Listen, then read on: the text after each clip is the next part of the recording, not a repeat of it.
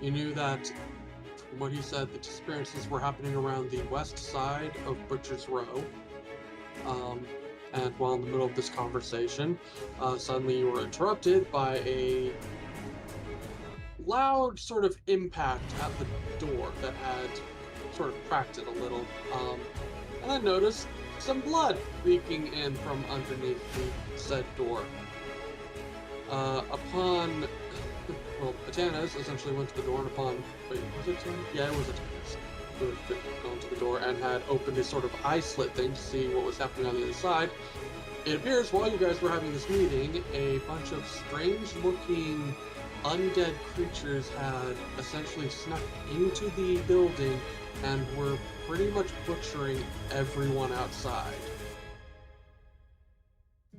This basically led to, let's see, the Tanas had split off with the bar owner and two other NPCs to go through a sort of hidden door that led to some stairs to try and flank them from the side, and the rest of the party, along with the paladin, had decided to burst through the door and just rush head into combat.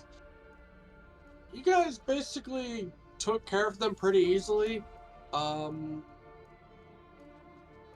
yeah, you pretty much wiped them the hell out. I think the paladin had some trouble. He got fucked up. But other than that, yeah, you guys pretty much took like no time. Well, yeah, no time basically to pretty much wipe them all out, and then afterwards, had discovered on one of the bodies a symbol around one of them, like an old holy symbol to the god.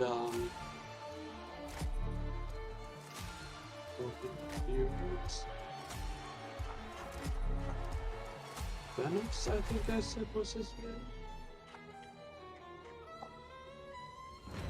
Yeah, Varnos, a god of death and rebirth, which was a symbol of two snakes, two snakes devouring each other. Upon seeing this, you were informed by Lumir, the owner, that there was an old abandoned temple to Varnos on the west side of the city, near the Gold Cliffs, which has been kind of marked on the map there. After which there was a weird sort of argument between Canis and Atanas. Josiah and Eddie kind of gave their 2 cents in the conversation too, but it seemed to, as far as I could tell, mainly between Canis and Atanas. Am I right on that? I can't remember how much Josiah got involved. Yeah. Where Canis wanted to go directly to the temple and see what was going on, and Atanas wanted to return to the Inquisition to report in to see if you guys could get some sort of backup, essentially, some help, or, you know, I think the entire idea was get them to go into the place and die instead of you guys, I think was the whole idea behind that. But we had essentially left it with Eddie, Canis, and Josiah heading to the temple, and Tana's breaking off to go to the Inquisition. And we are going to pick up with Yarrow, who hadn't been here for this entire thing. Great. Yep. So Yarrow, we're just essentially taking a break, probably recovering from what literally would have been the previous night of, you know, getting not really kidnapped, but dealing with some shit. That's an experience, yeah. A very, very emotional one. You're with Casimir, who is also seemed to be having some sort of issue. You're not really sure. He's been a little quiet lately. But you kind of decide to, maybe we should go see what the rest of the group is doing.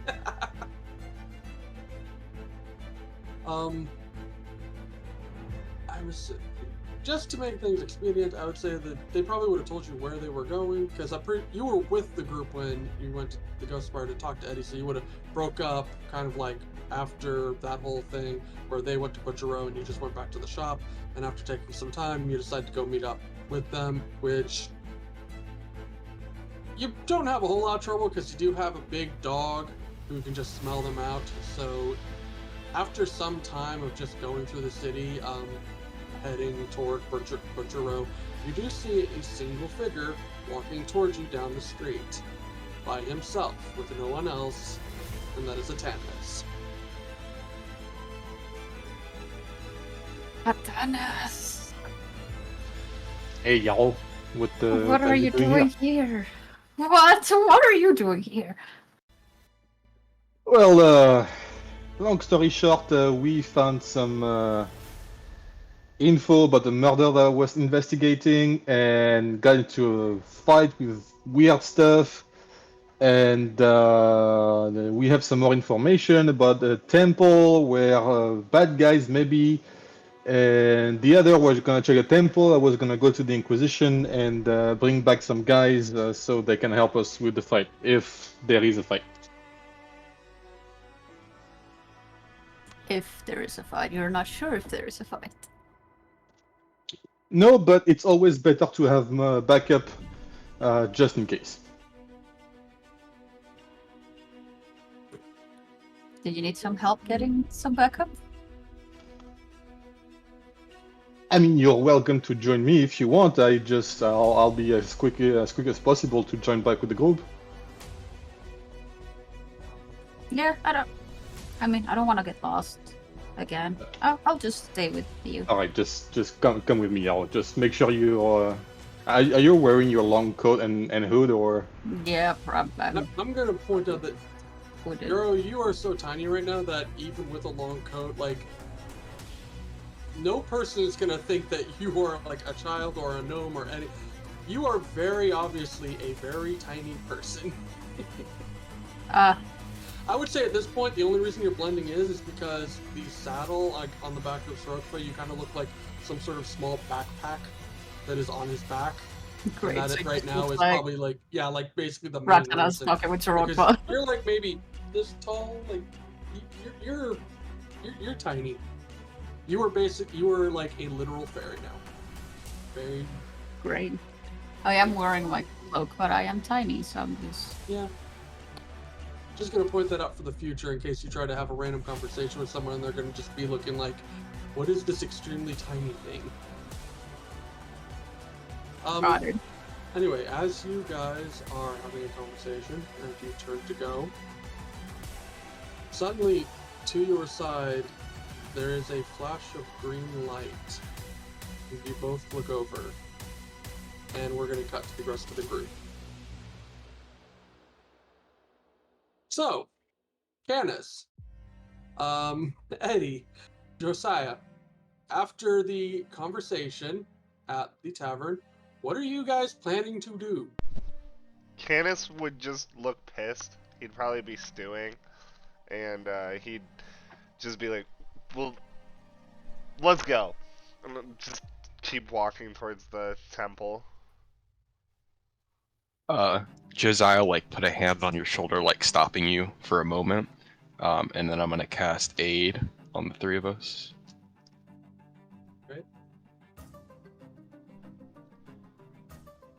So then, your max HP goes up by 5, and you gain 5 hit points. And then I'm going to recover that spell slot with, I don't know what the ability was called. Was it a wizard ability? No. I only know the wizard ability that lets you recover. It's not half, it's one spell slot. Honestly, thanks for making me stop for a minute, Josiah. I think, honestly, I used a lot of my, I think I overexerted myself in that fight. Maybe let's get closer to this temple and scout it out. We can just take a quick breather while we wait for Antanas to come back. I'm assuming he's coming back. Well, that was the plan, but if he's coming back with Inquisition members, I'd rather just do this without them, but it seems like he's kind of left us without that option now. I think that it might... I have to let cooler heads prevail, and to be honest, if I rush into this and then Antanas brings the Inquisition, and I'm in the middle of doing who knows what with this, I think it could end up in trouble, so... I guess... Fucking Antanas. I guess we'll just have to... Let's go scope out the building at least, see what we're dealing with. Sure. Okay. As you guys are moving forward, what is everyone's passive perception? 13. 11. 11. 14. Alright, 14. Okay, so Josiah, you see this as you are walking through a crowd, which I should probably reiterate. Butcher Row is like a heavily sort of like overpopulated area. So there are like a number of buildings that almost look like they're being stacked on top of each other where they probably shouldn't be. So as you are going through the street, there are a number of people kind of going by. But Josiah, you see something strange. Just a single figure who's just standing there in the middle of the street, kind of like maybe 10 feet from you, not moving while people are just going past him. As you're looking at him, his head kind of like lolls in your direction, and you just see two milky white eyes and a strange symbol carved into his head as it begins to glow. And no, you know what? We'll deal with your guys' thing first, and then we'll jump back to the others. As it begins to glow, there is suddenly an explosion of green flame, and I need all three of you to make dexterity saving throws.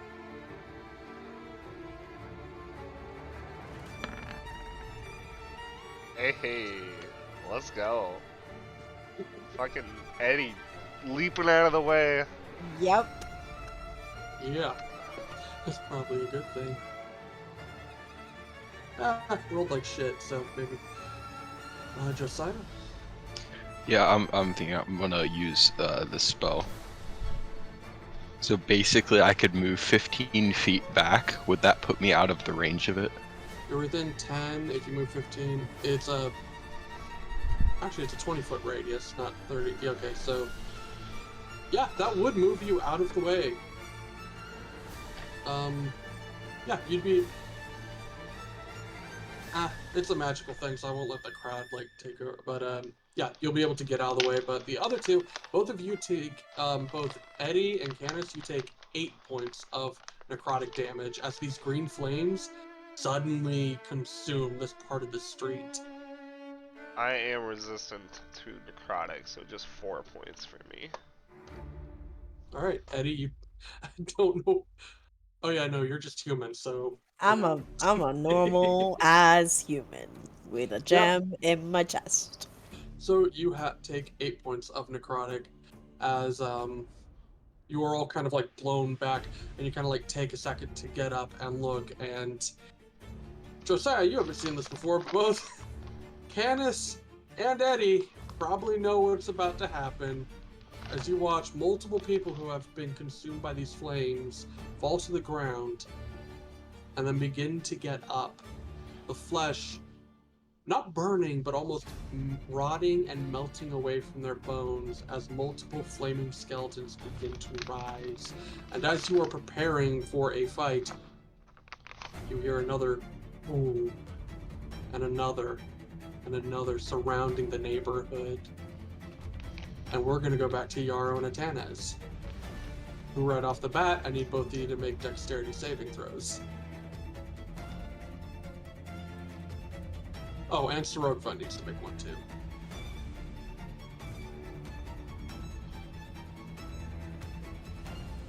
Damn. Okay, hold on. Okay, slightly better on the damage.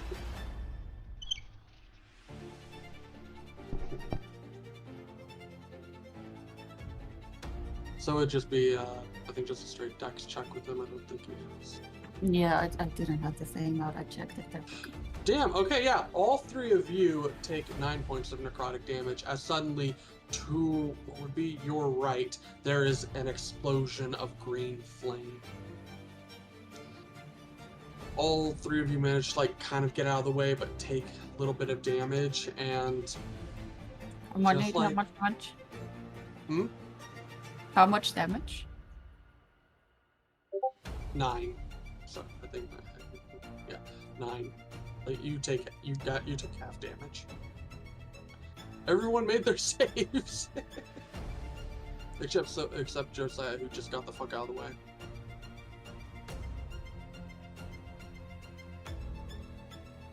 So as you guys are kind of like getting your senses back, you see a similar sort of scenario as the other group, with many people in the crowd in this radius starting to get up and turning into these flaming skeletons which you have fought before. And just like the others, you hear another explosion and another as you look up and you see some of the buildings start to catch into this green flame.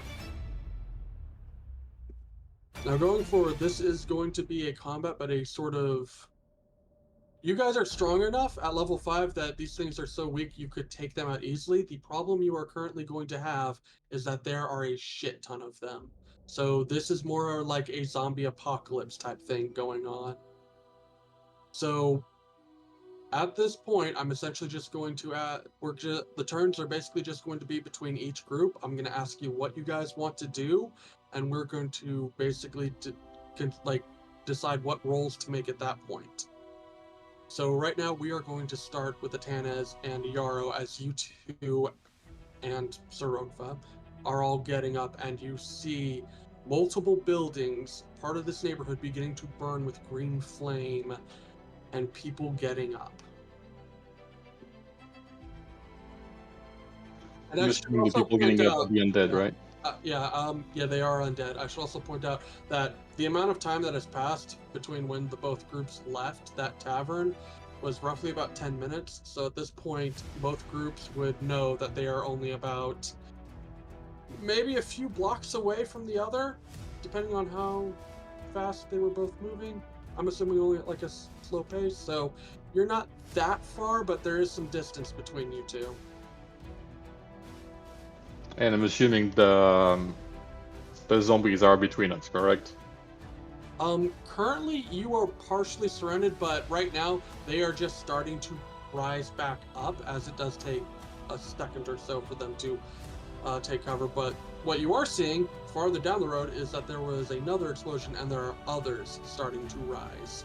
So right now you could stay and fight and likely win some small battle, but from the look of this neighborhood, you might start getting overrun if as many people are getting hit as you suspect. I'm definitely not staying and fight. I would go and tell Yarrow to. Yarrow is still on Sorokva, correct? She didn't get off. Yes, Yeah. she is on Sorokva. I will go. I will turn around and yell, "Yo, go this way!" And I would point from the direction where I was coming, and hopefully join the rest of the group and just try to. If the undead are not completely risen up yet, just like straight up sprint through them, or if there is a few up, I would like to just like I would say flash that. one, and then make a hole so we can just like push through. Alright, so there are a number coming up. You are going to have to like break through a small group of them to get through. So I am going to have you make. Let's see. No, we'd be using cleaving rules for these guys. So to get, just go ahead and make a single attack, and you're good.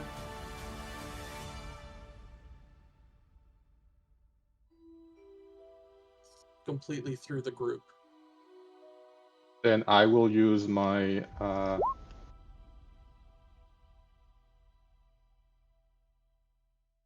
All right. So wait, what is the? and then I will use my 2 attacks.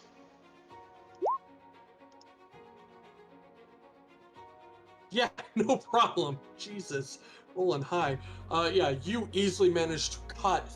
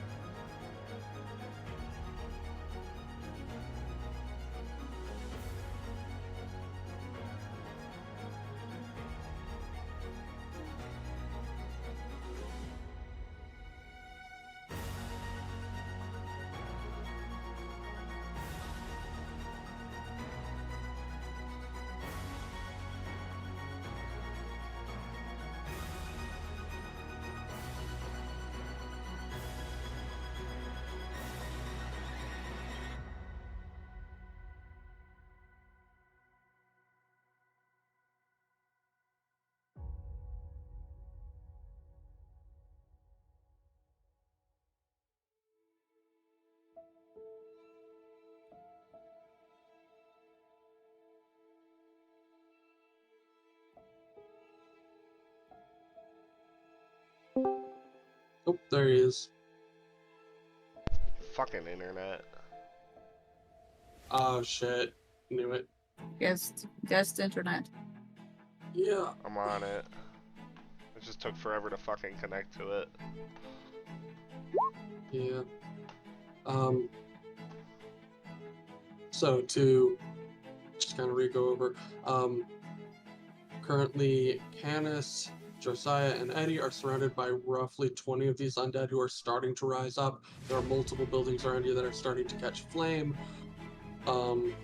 Let's see, Josiah cast Bless on the three of you, and Eddie gave Canis a Bardic Inspiration. What do you guys plan to do? You could easily dispatch these creatures. You know they are weak.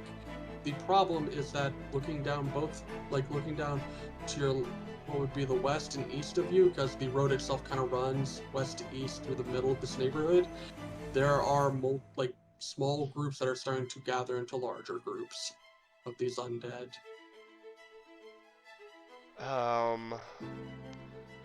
Shit. And How tall are the nearby buildings?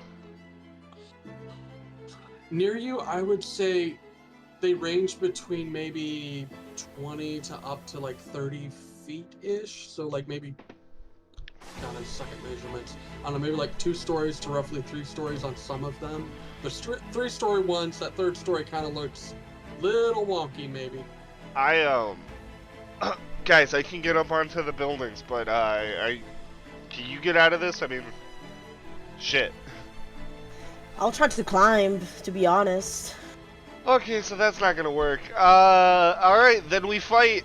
Do I know roughly which way, the toy shop is? You guys are currently in the middle of Butcher's Row. The toy shop is all the way in the Grand Market. We fight our way to the Grand Market. On my sword, I'm gonna grip my my long sword and I'm gonna rush at the nearest or at the guy that's in between me and the Grand Market. Alright, there's like a small group of them, so go ahead and roll for an attack. Hold up. So I will Oh, actually, so I'm going to cast Spring Heal and Quick Step, and their range is doubled because of my ability. So I like as soon as I say like on me, I like dash forward like super fast, and then before I get to them, I'm going to flip over them, kind of land behind them, and then use Frigid Blade. So.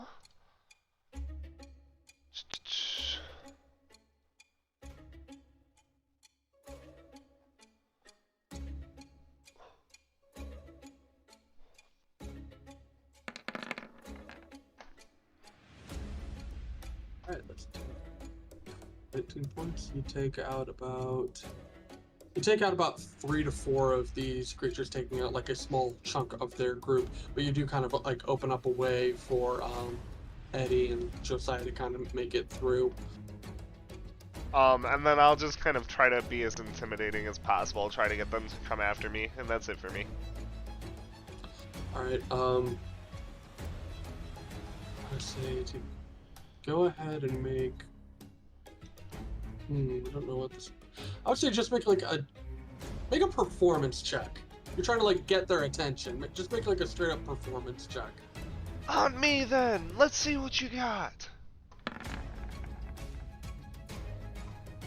Yeah, they're about half of them start turning in your direction and following you. Josiah and Eddie, both of you see like Candace take out a number of them. There's like a small path that has been kind of opened between this like group that's now rising up. What are you guys doing? Charge forward. I'll charge forward, but I will throw my shield to open up the next patch of creatures that we have in front, if there are any. I'll keep that in mind for when we get to the next round. So, as you guys kind of like take care of some of them, Candace draws the attention of half of them. Josiah and Eddie are like trying to rush through. We're going to go back to Yarrow and Atanas as you two are now running down this street. Multiple buildings on your left and right that are now catching in flame. Ahead of you, you see a number of these sort of small groups. But you do see like, actually, like in front of you down the street, a larger group that is starting to build and kind of move through. Atanas? Do you know another way?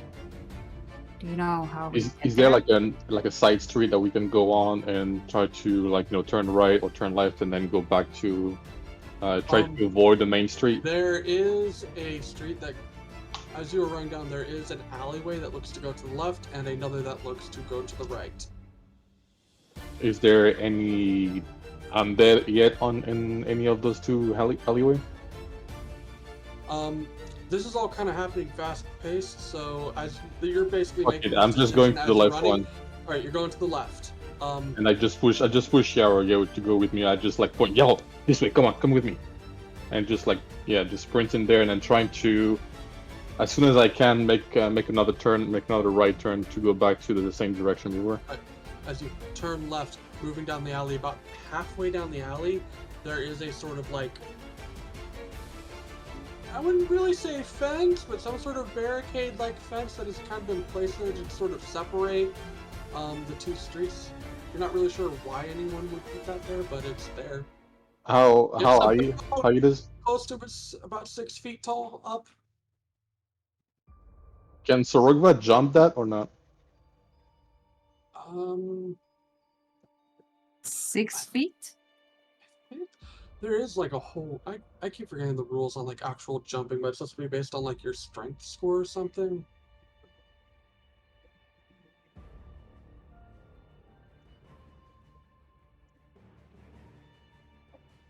I think there is a number of.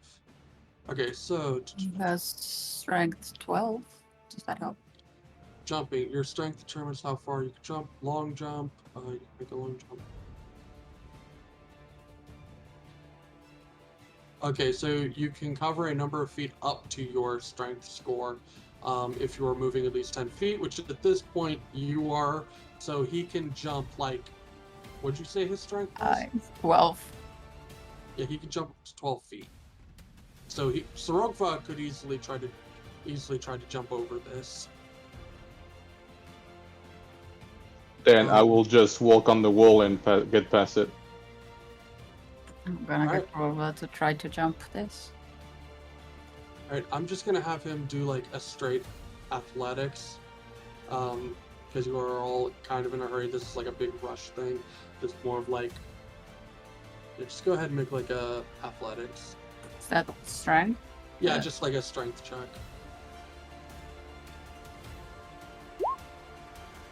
Oh no. no. That was like the one thing I was like, let's see if he rolls a nat 1. That was the only thing I was. The only Okay, thing. yeah. If you had rolled anything else, easily just poop.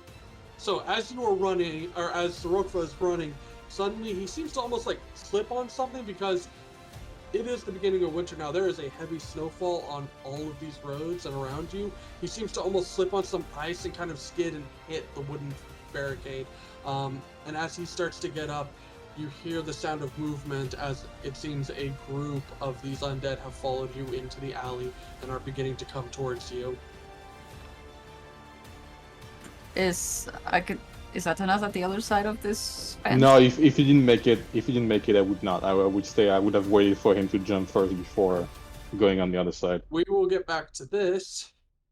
We are going to jump to the next group. You're evil. So, say Group B, because I started with you guys second. Group B, you are Canis. There is a large. You're trying to lead some of them away. There is the main street that heads eastward or westward, but there are also like about 2 alleyways that go to the left and one that goes to the right. Which direction are you trying to lead them?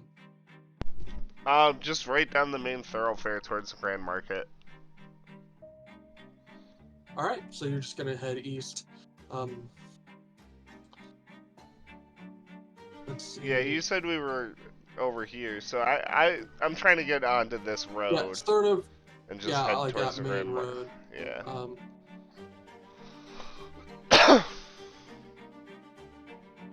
All right. So, I mean, yeah, they're still following you. Josiah and Eddie, I assume both of you are also trying to head to the Grand Market as Canis has yelled out. Yep. Yeah, kind of falling behind. All right. So as you are all basically now running, you also kind of run into the same sort of problem that Atanez and Yarrow had, as you can see almost about 50 feet down the street, sort of green glow starting to happen as it seems like there's almost a small like swarm of these guys that are a group that has a fairly large group that has now started to build in the middle of the street, and they almost seem like they're sort of going like to building, kind of like trying to get in and break into different buildings to get to people.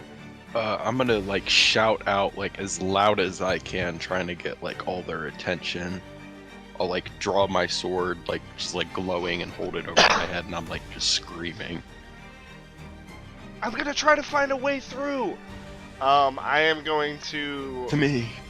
I will. Again. Let's see. Yeah. All right. So again, I will cast Quick Step and Spring Heal. I will like crouch down and then do like a superhero leap into the air. I think I can jump like 30 feet in the air. And then as I hit the zenith of my jump, I am going to activate my Ghostly Flesh. So I gain a flying speed. And I am going to try to rise into the air and look for a path free of enemies through this. Alright, so as you jump up, beginning to look for enemies, first thing you notice is multiple buildings and areas are starting to be covered in green flame. This looks to be a little widespread at least as far as you can tell in this part of the neighborhood. But looking around for a clear path, go ahead and make a perception check for me. Okay.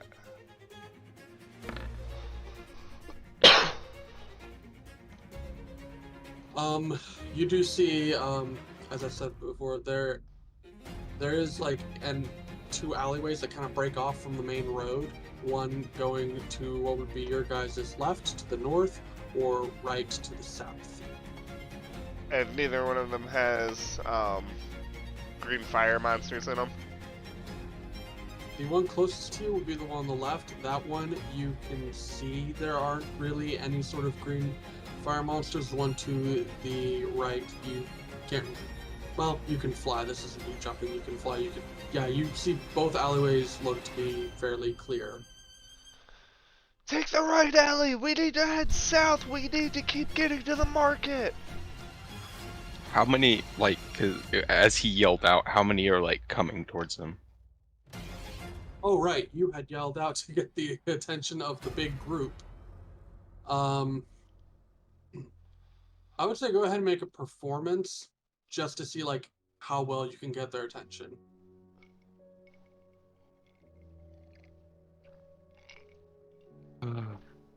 Flat roll, but I get a D4. Ooh, shouldn't matter. Yeah, no, you rolled pretty high. 20. You start yelling out, waving your sword, and Candace, as you were flying up to be, like, trying to find a safer path, you just see the entire, like, horde of what looks to be maybe 100 or so at this point, all move their heads towards your guys' direction, and now this massive horde is slowly making its way toward you all. I'm gonna turn to you two, and I'm like, take the right path quickly. And I'm gonna, like, draw my sword, like, point my sword out. And, like, I'm gonna start walking towards the horde. I grab him. Yeah. I grab him and pull him towards the right. I'm gonna pull in my, I'm gonna push you away. I'm gonna pull in my arms, and, like, start plummeting back towards the ground, while summoning my shield. Alright. Don't worry, I can take care of this. He can turn undead, I bet, but still, we don't know you that well. I'm just scared for your life, bro. Right? Yeah, but so I am plummeting towards the ground. My aim is to land either next to Josiah or in front of him, between him and the horde. So you're just straight, like, you're just straight up, like, falling to the ground? Like, well, I mean, like, I have a flying speed, so, like, okay, I so can... you fly, yeah. Now, when you said, like, you, okay. Yeah, I mean, I just, you know... You fly down. Yeah, no problem. You have a flying speed. You fly down and land in front of Josiah, between him and the horde, which, they're not moving too fast. These skeletons seem to be more dangerous when they're in large numbers. They're basically, think zombie horde. These are slow-moving, weak targets, but when there's a shit ton of them, it's a problem. So what, are we staying and fighting? You two go on ahead, I'll catch up. I will, kind of, like, look at you a little bit skeptical, and then I'll drop my shield and, kind of clasp you on the shoulder, and I'll give you the +2 armor class, and yeah. I guess I'm giving him my last bardic inspiration before running. Come on, Eddie, I'll lead the way.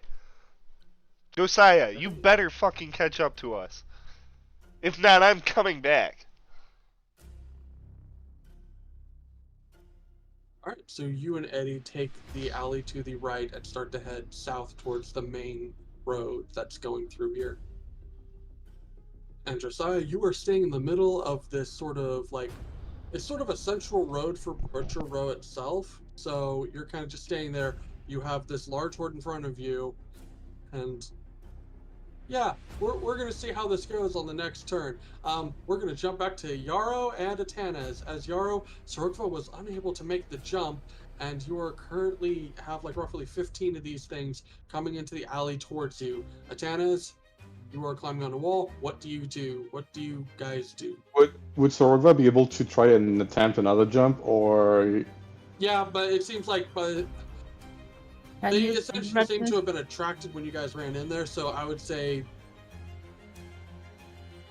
he has to move up to like 10 feet to make like a high enough jump, so yeah, you might have to kill a few of these things. But yeah, Yeah, he can I'm make gonna another go- jump. Yeah, he can I'm make gonna go ahead and kill a few of those things. Can you carry Sororva at us? I am not gonna be able to. Dang it. I am not a strength-based character.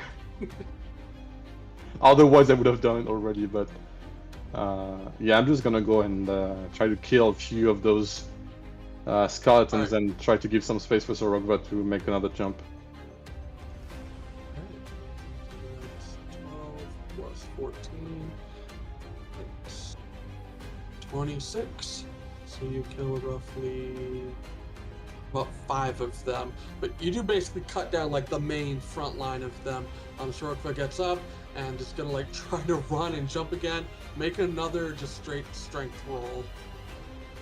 And I hope you don't roll. Okay, it's not a 1. So he does manage to jump over the fence. But kind of like lands in some like wet or like some slickery sort of iced ground on the other side and slides a little. Atanas, as you basically stayed there to fend off these creatures, the ones that didn't die, you're gonna get about 4 attacks coming your way. See if I remember to grab the... Oh god damn it, where is their freaking stat block? I should have had it open before I did this. Ah, there they are.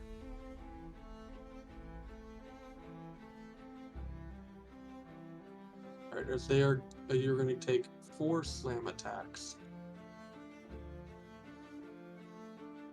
Which I think the last 2 hit you? Yeah. Alright, so they are going to choose... I would say the first one is going to choose to grapple you, and the second one is going to choose to do damage to you. So you are currently grappled, and the second one deals about 4 points of bludgeoning and 4 points of necrotic damage to you. Alright. As being that Atanas is grappled, Yara's gonna be like, oh no, I'm gonna try to like pull him. You are on the other side of the fence with Sorokva. Oh shoot. I'm gonna fly on the other side. I can fly You back can and forth. fly! Yes. As like Sorokva jumps over, slides on the ground, you The see one thing Atanas did not want. you see this break in the... Dude, there's a fucking zombie attack. You think anyone Yeah, gives a shit true, about true, a flying true. little... Hey, Atanas is over cautious with stuff like that. You just, as Sorokva kind of slides on the ground, but manages to land, you just pop out your wings and fly back over the fence and see Atsnaz surrounded by currently like 4 of these things as the group is moving further into the alley. He's grappled by 1 and he seems to have taken a little bit of damage. Sorry, Atanas, I know you don't like me flying, but it seems like you need some help. I'll take the help. Yeah, I'll just make sure you just fucking do something right now, okay? Let's just get the fuck out of here, Yarrow. Let's get you safe. Firebolt, whoever is grappling. Alright, go ahead and make an attack. That's gonna hit, yeah. And you just like fire out a firebolt. I would say it goes through like one of them and actually hits another on the other side, taking out 2 of the skeletons in this horde. And as you are free to move again, but the horde is slowly like moving in. I will just take Yarrow and just like sprint on the wall like Matrix style, and then over the barricade and join with Sorogva. Alright, I'm gonna go ahead and have you make a acrobatics check to do all this, as you're trying to do it in the middle of being swarmed. Got it. Plus, it's winter out. A lot of these surfaces are very icy. You said acrobatics? Yes, acrobatics. This is you trying to do a bunch of flips and shit.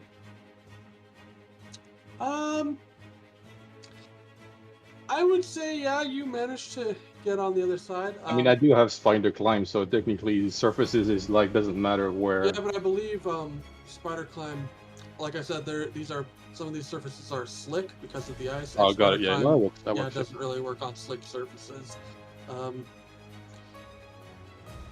Yeah, so with a 10, you manage to get to the other side, but Atanas, you do slip on some of the ice on the wall as you're trying to like come over, and you end up falling prone onto the other side with Yarrow. That's fair. And we are going to leave that combat with you on the other side of a barricade prone, and we're going to jump back to the other group as Josiah, you are staying in the middle of the road, and both Eddie and Canis have taken an alley that went off to the right. Canis and Eddie, both of you reach the end of the alley and do make it to this sort of larger road at the south. Looking to your left, you do see like some of the buildings are on fire and only a handful of these things. To your right, there's like another handful and a few other buildings on fire. Shit, is this happening to the whole city? What the fuck is going on? We gotta get to the toy shop. We need to make sure Yarrow's okay. I nod and clear the path with my shield. Let me give me a second. I am. You said there's enemies in front of us? Yeah, but they're kind of like scattered out. It seemed like the larger horde was on the street you guys were at, and like the ones on this side haven't quite gotten to the point of becoming a horde. You do see, however, as you were getting onto this street, there, to your left, there is like a wagon which with what looks to be about 3 people who are currently like trying to beat off some of. Oh, I 100% am going to Spring Heel Quick Step, do like a big ass fucking flip and like Before shoot. you do, that is to the left. To the right, you see another building with which looks to be like 5 of these things trying to break into a home, and a person on the other side of the door who is trying to use all their strength to keep, basically trying to close the door and try to stop them from breaking in. So there are people on your left and your right, both of which you are in trouble. Eddie, you get the people in the home. I'm gonna go for the wagon. Okay. And then I go attack. Yeah, I'm gonna just fucking launch myself at the guys that are near the wagon. And do another frigid blade. Both of you make your attacks. There are roughly 4 on the wagon and roughly 5 in front of the building that was being. Hold on. Look their stat book again. Oh yeah, I did. Okay, I just realized it. I believe that does hit. Yeah, that just hits. A 10 just hits. Thank God. These are not. Yeah, they are not heavily armored at all. That is 10. You managed to take out 2 of the 4 that are at that wagon, but their attention is now being drawn towards you. Good. Bring it on. Eddie, go ahead and make your attack as you're like running down the street and like. For fuck's sake. Jesus. Do I at least pull their attention away from the door? I would say you throw your shield. You Do not break the door. Shield. You won't break the door. You throw your shield, it misses them, does hit the door, bounces back, but you have pushed the door in a little bit, and these guys are going to get advantage on trying to break through on their next turn. Fuck! So now we're going to go to their turn of the undead. So Hold on. Bonus action. Yeah. I'm going to use unsettling. Fuck, I don't have any bardic inspiration. Never mind. Keep going. Alright, so, Canis, you are currently being assaulted by 2 of these things. There's 2 slam attacks against you, which I believe both miss. They sure do. Alright. As for the door, the 5 that are at the door, I am going to go ahead and just have one of them roll a strength check, and since there are 5 of them, I'm going to add a let's see, 1 for the person rolling, and then a +4 for essentially the other 4 coming behind it, kind of pushing through. So this is going to be a +4 to whatever this is, and it has advantage. And the DC we are going with, well, let's see, commoners only have a strength of 10, so I'm going to roll the strength of a commoner real fast. Jesus Christ. 15. Oh, So with a God. +4, this thing just has to roll below a 15. Okay, it rolled an 8 +4 is 12. The commoner manages to keep the door from being pushed open. A strong commoner right there. Thank I'm God. gonna Yeah. buy him a beer if he survives. We gotta save him. So as this is happening, we're going to go back to Josiah, who is currently in the middle of this street with a large horde that is coming in. They are about getting within about 15 feet within your, Josiah's like praying, but I'm gonna hold the action to use Turn Undead when they get within 5 feet. all right. Yeah, you're holding an action, so you'd be able to do it before they are attacking. All right, so I would say, how far, like, what is the actual range on it? It's a 30-foot radius. 30 foot. Okay, that's going to cover a lot of them. I'll probably just do like a single roll because that's way too many to do by. Yeah, for sure. All right, so yeah, they eventually get within 5 feet. You set it off. What is the save? In Memento, I don't know why I just lost it on my page. I swear I had it open too. I think it's wisdom. I'm assuming it's wisdom. If it's wisdom, then it would just be whatever my spell save DC is, right? Yeah, That's 15. 15. All right, so. Okay, so we're going with that first roll. I don't know why I was scrolling past it like 30 times. 30 feet. Wisdom saving throw. All right, well, I'm gonna make 4 others just for like, there are currently 5 of them within 5 feet of you. The others did make their save, but I'm gonna make 4 more just for the ones that are directly within melee with you, just so I can see how many attacks you're about to take. Boy, you about to die. I mean, to be fair though, because that's kind of fucked, because the spell, like, it does, like, kind of fuck it, because, like, if there's, like, 100 of them, like, even if, like, some are, like, 1 passes, like, a good amount would fail, you know what I'm saying? Yeah, I would, you know what? Because the point is, it's a horde spell that's I supposed to, would like, wipe say- out a good amount of the Yeah. horde. I would say because of that, I would probably have them do that roll with disadvantage then. So they would get the 3. Because it is meant to be a big horde thing. I and didn't you think should I was get- gonna kill all 100, but it would, Yeah, like, no, be a you're decent not- amount. Yeah, I would say, yeah, you take out like at least half of this large group.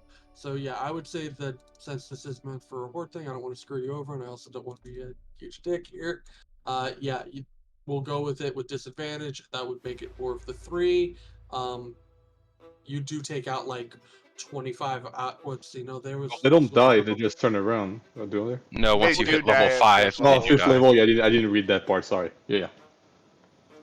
I was just coming up on that. That's so badass. Just fucking annihilate a whole bunch of them. Yeah, so you just annihilate all of these undead that are within 30 feet of you. So the group that was 100 is now closer to 60. And then I would turn and try to run down the alley. Yeah, I was gonna say, better get the fuck out of there, dude. Yeah, you have like slowed them down. Well, they can't really feel fear, but yeah, you've taken a big chunk out of this horde.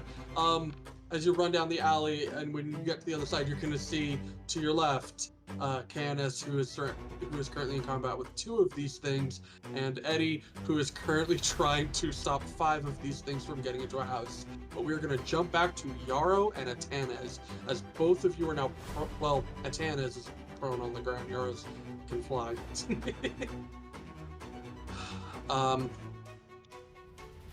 But as you're like staying there on the ground, suddenly there's like an impact as this small horde has hit the barricade and might be breaking through pretty soon. Well, I get up and try to get the fuck out of Dodge. Yeah, you guys easily do that as the flaming zombies, like as the fire touches the wood, it actually begins to rot and consume the wood. It doesn't burn the wood to ash, it actually rots it. And it just seems to almost crumble at the touch of these things. But both of you managed to make it out of the alley. Let's see, yeah, you were heading left alley, so you actually managed to be on the same road as these guys. So to your left, the road continues downwards to, there's like a small horde that seems to be building up to your left. Some buildings on fire. To your right, however, both of you make perception checks.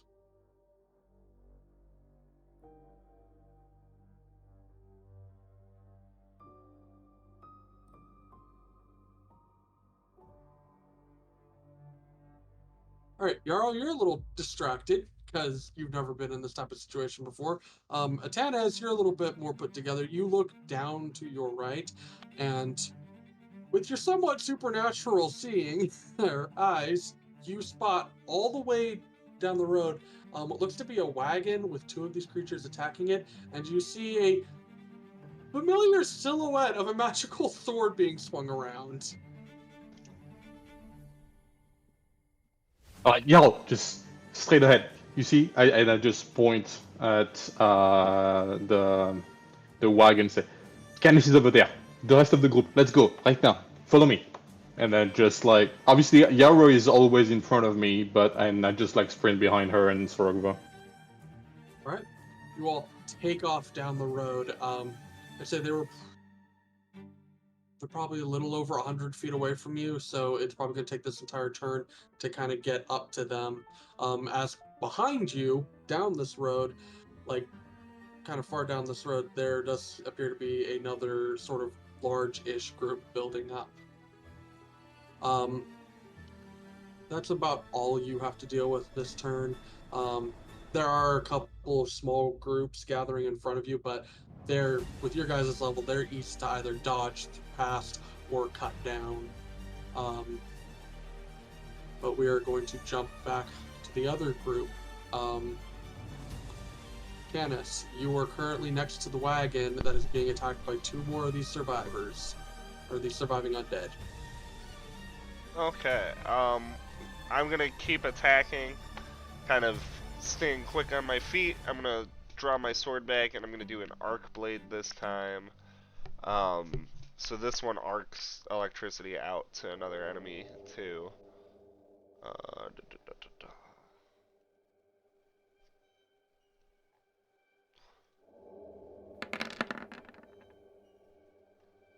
So 15 Yeah, damage you on the easily first. kill.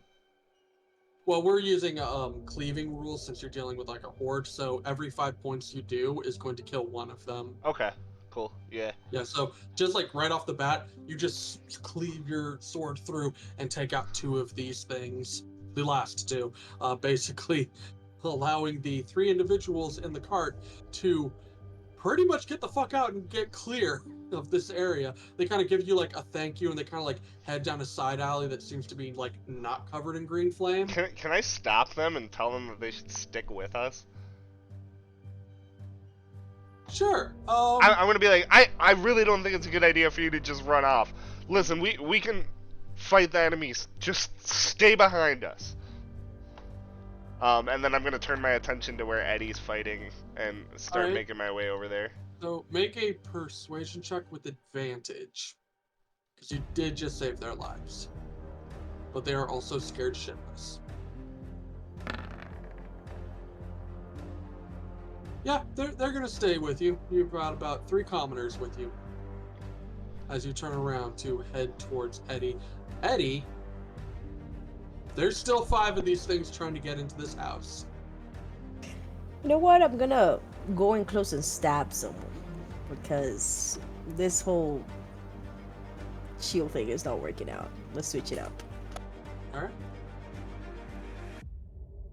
You get up close.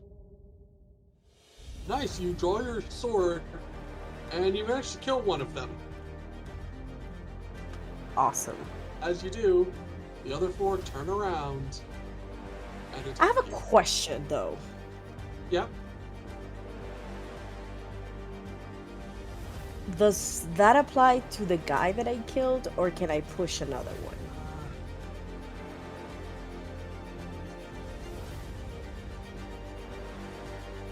You can push another one. Yeah, you can. I'm gonna push another one. All right. Let's see. Is there a check you have to make? I know. Bonus action tricks. Are you a fighter, Eddie? Yep. Just a second level fighter. Oh, 3 okay. I bars. was like, why don't you have multi-attack? Yeah. So is it a my brain isn't letting me read this whole thing. Okay, if you are incapacitated, you can add your shield's AC bonus to any dexterity saving throws to make against AC. Oh no, that's the second part. So It just shoves it's somebody. it's the shove action. That's why my Yeah. brain's not. Sorry. It's just shoving. Yeah, just shove them 5 feet. You tried to shove them. Yeah. Yeah, I think it's like an opposing strength checks or something. Yeah. Yeah, so go ahead and I'm going to say opposing athletics checks because that's usually the thing. Go ahead and make an athletics check, and I'll have this guy do the same. For Ooh. fuck's sake.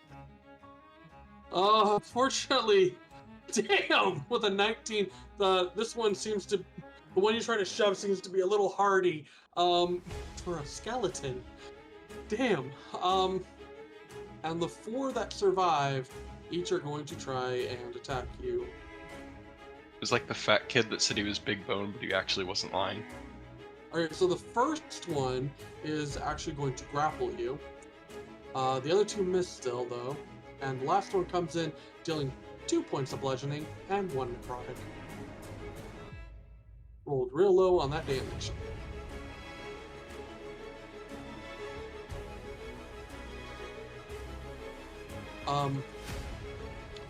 But you have successfully gotten their attention, and they are no longer trying to push through the door. And as you look, you see the person who's behind the door just slams it, and you hear multiple locks being placed. What is the total of the damage though? 3. Yeah, like 2 of those missed you. The first one decided to grapple you instead of like hitting you with the attack. Instead of dealing damage, they decided to just grapple you. But Hold on, start what about of, the reaction to take no damage? Oh, but they didn't succeed. Never mind. but you do know from past experience that if you are still grappled by this thing, by the start of your next turn, you're going to take some damage. But for now, Yep. you've only taken the 3. At the end of that, Josiah. Oh yeah, no, you had already. Wait. Oh no, this is coming back to your turn. So yeah, Josiah, you come out of the alley. To your left, you see a Canis take out the last 2 of these burning skeletons. To your to your left. Yeah, left. You see Canis. Right. To your right, you see Eddie currently starting to buy 4 of these things. And behind you, you see the remaining horde beginning to come in. Behind you. I'm going to run up near Eddie, and I will cast, like, right next to, like, the skeletons to cast Word of Radiance. I don't know if it's 15, it should be 15.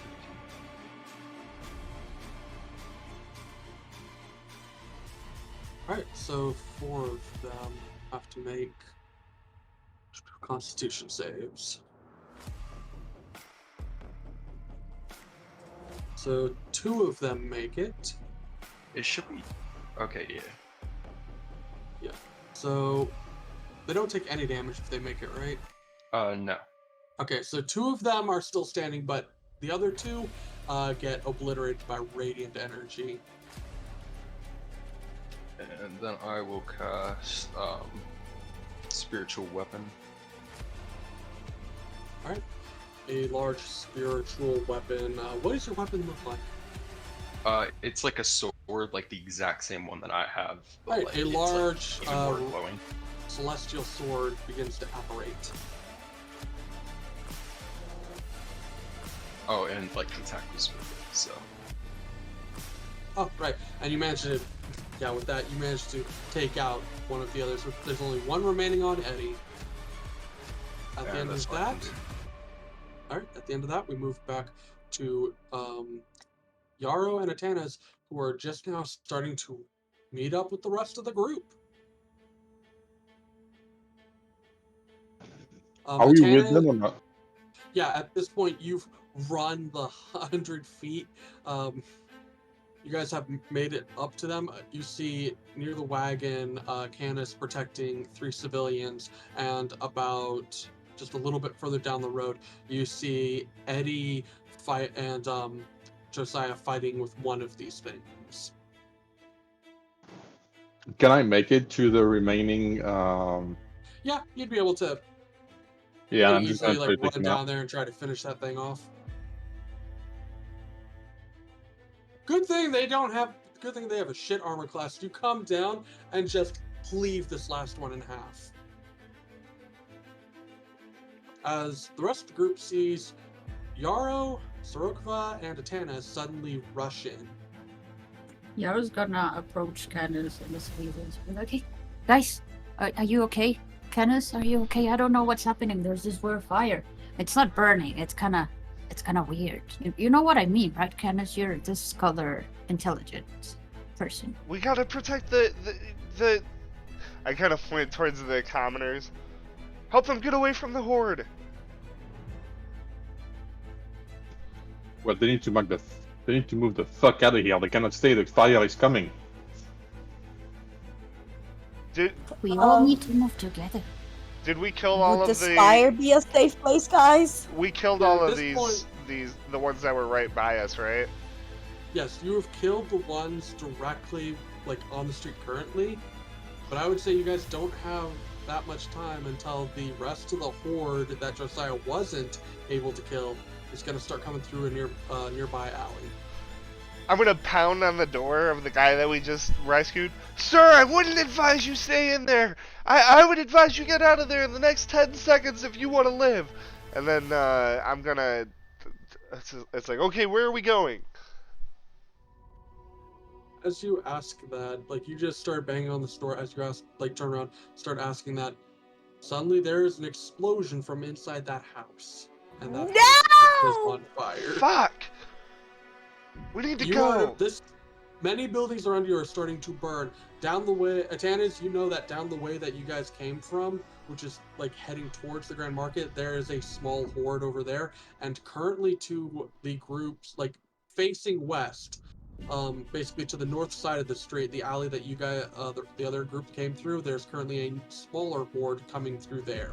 So you can either head down an alley that is going south into the cliffside district, or you can head down the road towards west. We need to get to the caravan gate. The best thing we can do for this city is to hold the gate and make sure people have a way to get out. What the hell is happening? Atanas, what's going on? I have absolutely no idea. It's the same thing that happened in the harbor. Same A green test. fire. Yeah, the harbor must he's have been here. a test. So he's here. Anis, you're proficient with Arcana, right? Yeah, I think so. Go ahead and make an Arcana check for me. I would say that... Actually, that would be high enough. So with your background in mind, with your past work, and your current studies with magic, you would have some experience with the sort of oh god, the word I'm looking for won't come out. Necromantic arts. You note that these flames that are currently burning within the area that you are currently seeing, at least, are not physical like natural flame. They don't burn things for fuel like real fire burns wood to stay lit. These fires are going to continue to burn as long as they are being fueled by magic. We need to And find. that if you were to get rid of the magical source of what is keeping this fire burning, you might be able to stop these fires from consuming the city. Atanas, this If you fire, can take out the source. it's not. This isn't normal fire. It's gonna just keep burning. It'll burn until the city's gone, unless we take out the source. We don't have time for backup. We need to go into that temple and we need to stop this. Well, we're gonna have to fight that way through anyway. Hordes are coming from all direction, but alright, let's go to the temple and hopefully save the city. I'm gonna look at Oh, the Atanas and Do then we know the I'm source? gonna look at the horde that's like standing between us and the temple, and I'm gonna be like, bet you I kill more than you. And I'm gonna ready my weapon and get ready to charge in. I'm already charging. Well, there was a horde coming from behind you guys and from the side. The way forward is actually kind of clear. I'm Looks like still Nothing that rushing way, forward. guys. you all rush in that direction, and just because I keep forgetting this, Atanas, you do technically have the ability to send magical messages. I keep forgetting your background thing. Yeah, but I have to write it, so Oh, that's true. You probably aren't going to write this shit while you're running. yeah, I mean I can try, but it's gonna be hard. But we're Yeah. a bit busy. Yeah, so you all guys all start rushing down towards the direction where you were essentially told this temple was. I'm gonna say you're bringing the 3 commoners with you, correct? Okay, so I'm gonna say everyone. This is going to be a group check. So I need everyone to just make a straight athletics. This is just you guys running as fast as you can. Can I fly? Yeah. Do I need to make the athletics check, bro? No, you're magically flying. You won't need to. Alright, that's 2 failures. That's the 3rd failure. Is it athletic or can you Bro, do like me and Eddie don't even have shit athletics. Like, Exactly. That is Wait, what's I, pissing me I, off I right have a now. question. Should Yarrow be making the check, or should Yeah, if she- if Sorotva Yarrow- be making the check? Just I Sorok. did it Or with is she those. flying? If she's flying, she won't have to. Yeah, Oh, I am Cool. flying. Yarrow, Well, come fly with I me. don't know. I have Sorotva run. He can run better if Yeah. you're not on his back. if Candace is flying, Yara is flying. Alright, awesome. We're flying, buddies. Right. So, the rest of us are fucked. I mean, not this is just. Oh, hey. If you guys So have I questions, actually go didn't ahead. remember this, and so I expect you to punish me for it, Mike. But my flight runs out after a minute, so I'm guessing that if we haven't hit that minute yet, it's probably about to hit. I would say that as you're saying, "Come, Yarrow, fly with me," you go to fly forward. And how high up are you when you say this? I mean, I Realistically, how high off the ground would he be? every time I always start by using this, which lets me jump like 30 feet in the 10 air. feet? No, So you- it's doubled, and then it adds my normal jump thing, so it's more like 30 feet in the air. You're 30 feet in the air. Okay, so as you say that and you're trying to fly in the direction, it fails. And I Oh, need you to bro. make an acrobatics check. So that's 30 feet, so that's 3d6 damage. Fuck. Candace, what are you doing with Okay, that? you take. What? What would that be? Yeah, you take 5. rounded. Yeah, you take 5. It's rounded down. I gotta keep remembering that. Yeah, you take 5 points of fall damage as you hit the ground, and Ugh. yeah, your group already basically failed with that. Like, even if you succeeded, the group itself failed with that many. I think Sorok was the only one that actually succeeded. So, as you are all kind of like running through, it is a little harder than you originally thought, as there was a recent snowstorm and the road is slick. So some of you are having trouble like running through. I would say that as you're having trouble, you just not in time. Don't like in front of you. There's like a small horde of about 25 of these things coming out of an alley and covering the front of the road. You just weren't quick enough to make it through before they got in. So I'm on the other side Guess alone. we're gonna kill him. With the rope? I would actually, just keep charging towards the horde, sort out. Well, the thing is, it's a group check. The group failed as a group. Yaro, you're flying, so you don't really have to worry about this. But yes, even Sorokva with the rest of the group are currently between like. There's currently like a group of 25 of these things sitting in front of them. I would charge him. All right, you watch as Canis just sword in hand charges this small horde. What are the rest of you doing? Yep, I'm charging too. Charging. Yeah. All right, Charging. everyone is charging. As you do, yeah, everyone make just weapon attacks if you're wanting to bash through. Like, how do you guys want to bash through this, like individually? I'm charging my sword up with lightning and just fucking charging into the I'm group. hiking. All right, so I'm slashing everything. You all hit. So that is 13. You kill 2 of them. That's 12 plus 9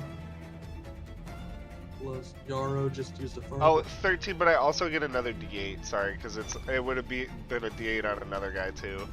So it is actually 19. All right. So 19 plus 12 plus 9, 6 plus 16 plus an additional 9 from Josiah plus the 5 from. Damn, y'all just hitting. God, I gotta do actual math here now. Fucking charging Okay. it like the Avengers. So you guys come in, slam into this group, and you take out 15 of the 25. Let's go. There are 10 left for their turn. Yo, Alex, I'm out of capped. I think this group's stronger than the other. Yeah, this group got really fucking strong after the level up. Yeah, like when it started out, you guys were like, not. Oh god, damn. Anyway, that is 10 attacks. There's 6 of you. Well, there's 5 on the ground because Yarrow is flying. So there is going to be 2 attacks for each of you. So we're gonna start off with Sorokva, since he's a dog. Does 13 hit? No, it does not. Okay, so both the skeletons from Sorokva try to hit, but Sorokva gets out of the way. Second one coming in for Josiah. Does a 19 hit? Yep. Even with the All right, +2 from me? Did that not expire? I don't think so. I think I long is could concentrate on that for like a long ass time. I would need to make a concentration check, but oh nope, up to a minute. Never mind. Yeah, that that's what I would've gone away. figured. So it is going to choose to grapple you instead, so you are currently grappled. The second one, though, still misses. The next one is going to go for Atanez. 21 hits, I assume? Yeah. So the first one grapples you. Does 16 hit? Yeah. Alright, second one deals 4 points of bludgeoning, 1 point of necrotic to you. Let's see, who else is... Eddie. Okay, yeah, can't forget Eddie. I also did not get attacked. Oh, okay. So you and Eddie. So we're gonna go with Eddie first. Okay. Both of which Yay! missed. Eddie managed, like, running in shield first, manages to kind of push these 2 back. The last 2 are coming in for Canis. Oh, Oh the shit. 24 hits. Okay, so.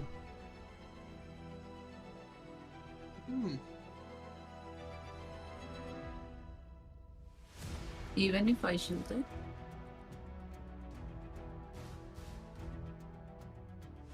I'm gonna roll a die here to see if it's going to choose to grapple you or deal the damage, because their main thing, the reason they exist, is to essentially grapple you and try to spread the fire to you. That is like the entire point of their existence. So if I roll a 1 or 3, you're gonna take the damage. 2 or 4, you're gonna be grappled. You take the damage. So that is 4 points of bludgeoning and 8 points of necrotic. So yep, I'm resistant. So just 8 points You take total. 4. Yep, just 8 points total. After that initial assault, it is your guys' turn again. If he had grappled me, I was gonna jump up in the air with him and fucking sumo drop him. We can still attack them even if we grapple, Yes. correct? All Yes, right, you can I still am attack when going you're grappling. You just can't to- move. You have 0 movement speed. Once again, I'm just gonna fucking spin around with an arc blade. So, oh hell yeah, let's go, Damn. and I get to double this as well. Jesus. Okay. That's a 10, that's a 7. I think I just killed the rest of them. No, I'm kidding. Plus 19. Plus 11. Yeah, you did. You It would have been Between- 50 to kill the rest of them, but I think it's Hannes in another 10, 7, yeah, 17. Yeah, between the two of you, you both basically just take out the rest of this group. Because it's 5 points damage for each to take, because it's cleaving rules. So you guys just managed to wipe out the rest of this group. And the road is Let's get clear going. forward. Moving forward, you run into small groups, but nothing really as large again. You see, at least like, if you look over to like the Gold Cliffs area, you don't see any green flames coming out of the neighborhood to like on the cliffs.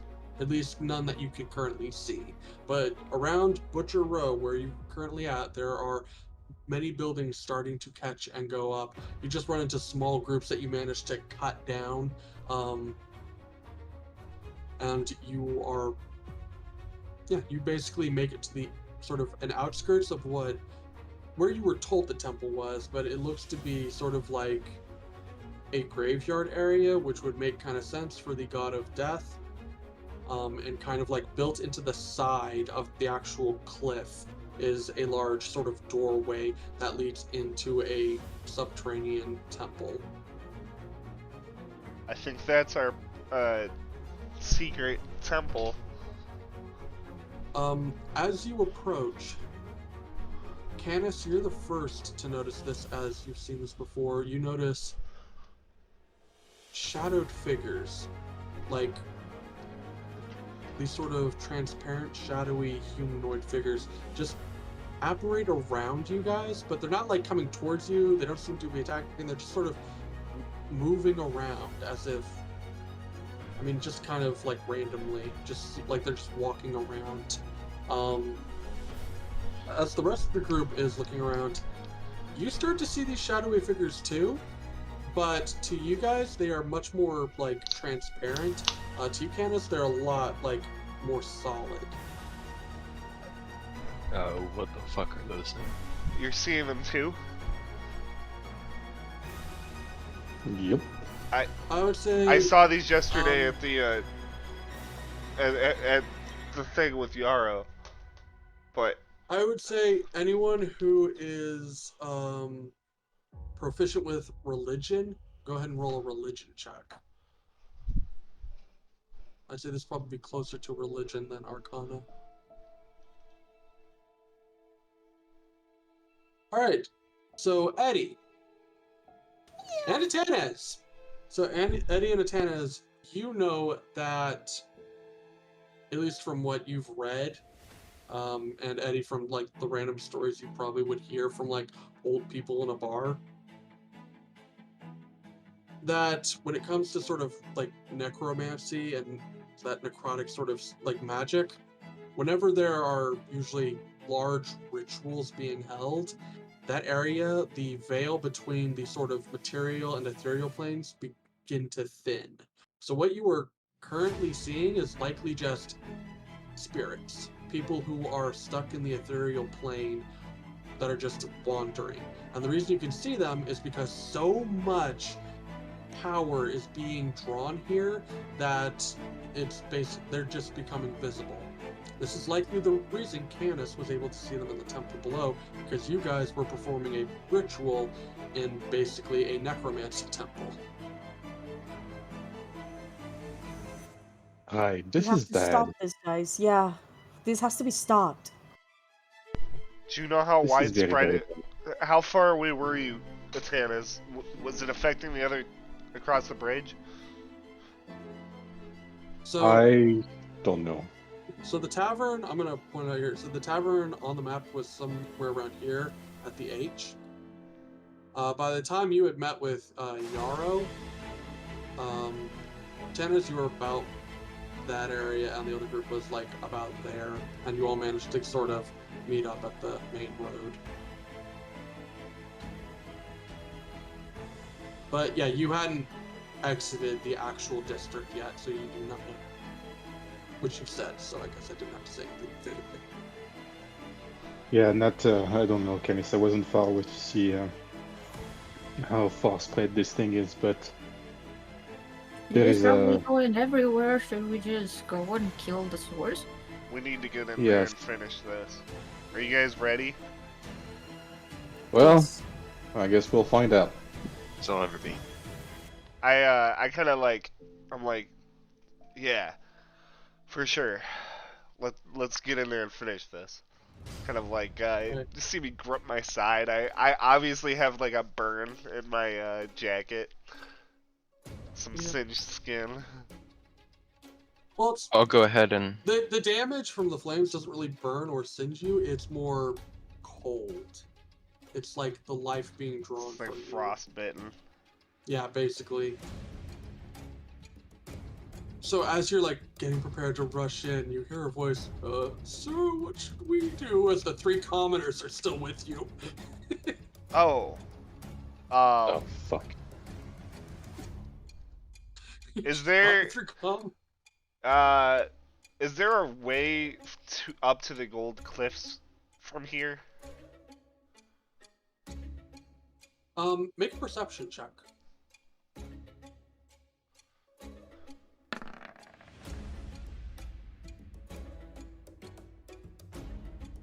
Ennis, you heal 8. Thank you. Yeah, sort of like to the south of you, kind of like near where this bridge is, there is like a small sort of stairway that like goes up the cliff and connects to that upper road area. So there does look to be some sort of gate there. There's a path they might be able to take. I'm gonna point them in that direction. It doesn't look like the fire is affecting up on the gold cliffs. Head up that way. That's gonna be your salvation. And yeah, that was for healing hands, right? Yeah. All right. So I think that was Canis. You take 8 points of healing. Before we go in, I'm just gonna quickly drink a potion of healing. All right. So Yeah, at this I'll drink point, one as well. Anyone who wants to do some little bit of healing up before you get into this temple, now is the time. And we are actually going to go ahead and take a break and come back at 45. So 15 minutes till, and we're going to get into the temple. Mike, And can I just tell you something, man? That was like Yeah. one of the most epic like parts of any campaign I've ever played. Like Loved I it. really enjoyed how you ran that, and like mad kudos. I think running like a big citywide chase is pretty difficult, and like you knocked that the fuck out Thanks. of the park. Yeah, thank you so much. I wasn't sure how the hell this was going to go, I but I think this might be the most exciting moment in the campaign so far. Like holy shit, we gotta Yeah, that fucking was save the nuts. city. Yeah. 100%. So I don't know if it was like meant to be, but this feels like it's like an arc ender. Right? Like I feel like you accidentally made an arc Right? ender. So It's just the like beginning of one. straight up, dude, mad kudos. I'm really enjoying this session. I think you should be proud of yourself. You're really fucking doing a great job, man. Thanks, guys. I really appreciate that. Man, we appreciate you Oh. running this game. That's true. This was definitely one of the more funner things I've actually run, I think. I wasn't actually sure how this was gonna go. I was like, we're gonna try this. But yeah, I fucking love you guys, and this is just fucking amazing. For real. Thanks for letting me run this fucking game, you nerds. Doing great. Okay. When did you say to be back? 45? Yeah, 45. So 10 Alright. minutes. Sounds good. And then we will start the dive into the temple. Whew.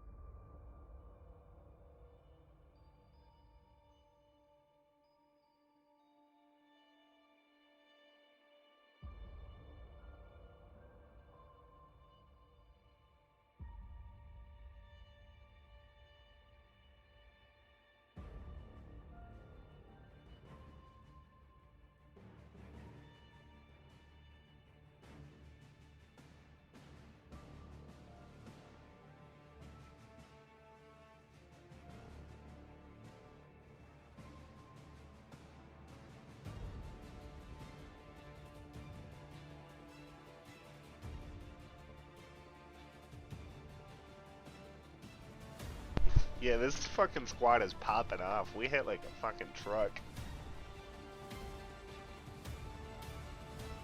That was like maybe the most fun I've had playing a character in a while. That was like crazy. Dude, that was badass. Fucking staring down the fucking horde as it comes in.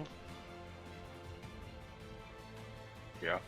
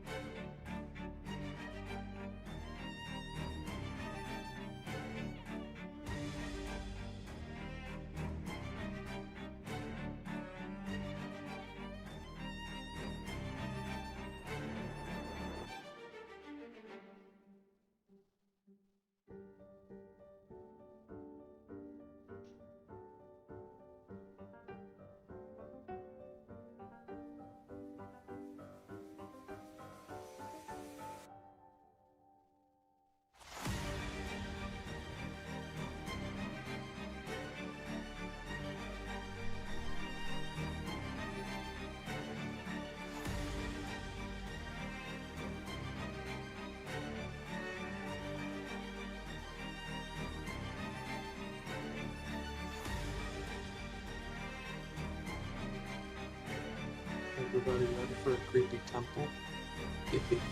Oh, Oh yeah. Oh, man.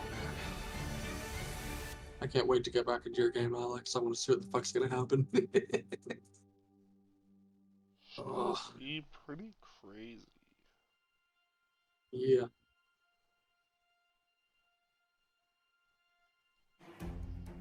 Oh, Casey's feeling better.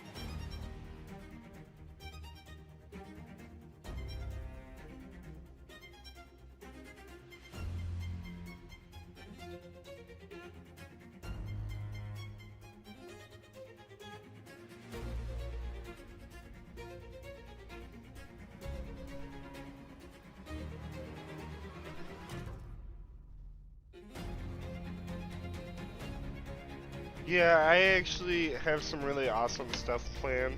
I think it's gonna subvert a lot of expectations. But you guys probably also did call some things, and I think you guys are gonna be really pleased with the way that the arc ends.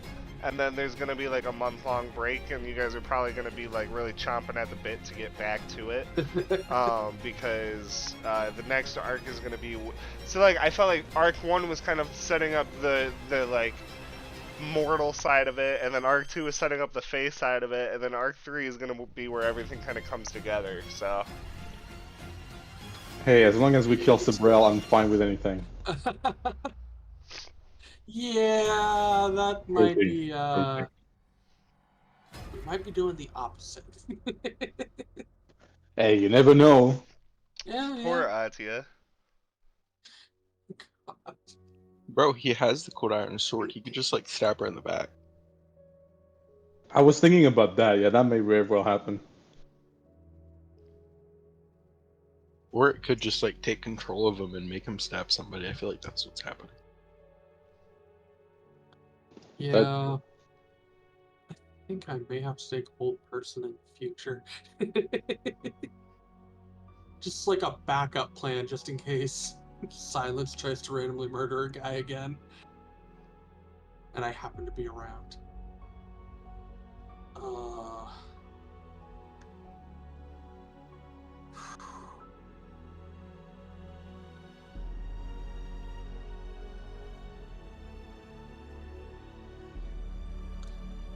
I am excited to actually just get into like some of the main stuff in this campaign. To be honest, I had honestly planned on you guys getting to Kovesh like last fall. So a lot of this stuff was supposed to happen by now. Oh well, just have to deal with it. Yeah, honestly, that? figuring out pacing is really hard. Yes, I found that out. But you learn from what happens and figure shit out in the future. The nice thing is that your campaign has been really engaging, and like I don't know what like the big overarching thing is gonna be yet, but you know, like it's exciting to like see it all start coming together, you know. Oh yeah. Definitely. Ah, I can't wait. Alright, yeah, it is time. Is everyone back? Yup. Yep. Yep. Alright. So you are all currently standing in front of the temple. It's sort of like, it has this sort of almost, Greek style to the front of it, where it has kind of like these two pillars above with this sort of like arching, like triangle shaped archway. and then like a symbol of two serpents devouring each other. And there is a set of, well, what would be a set of wooden doors, only it appears they have been damaged and broken down. Um, what is the marching order as you guys, at least I assume, are going to begin your trek into the temple? There's enough room for two people to walk shoulder to shoulder. I'm assuming that Atanas and I would walk shoulder to shoulder at the front. Yeah. I'll be in the next group. All right. I'll be flying kind of next to Canis. Up on the front. Kind of behind, but Molitanis and Canis are in the front. Or whatever in the back, Yeah. or in the middle of the number. Yeah, you'd be next to Eddie, and then Soroka would probably be like taking up the rear. But Yarrow, yeah, you're tiny enough you can just like fly up around where Canis is. As you begin, Mark, I would say there is no light in here as it is subterranean. I'll draw my sword. It gives off like 15 bright, 15 dim. Does anybody not have dark vision? Eddie Oh. and Sorokva.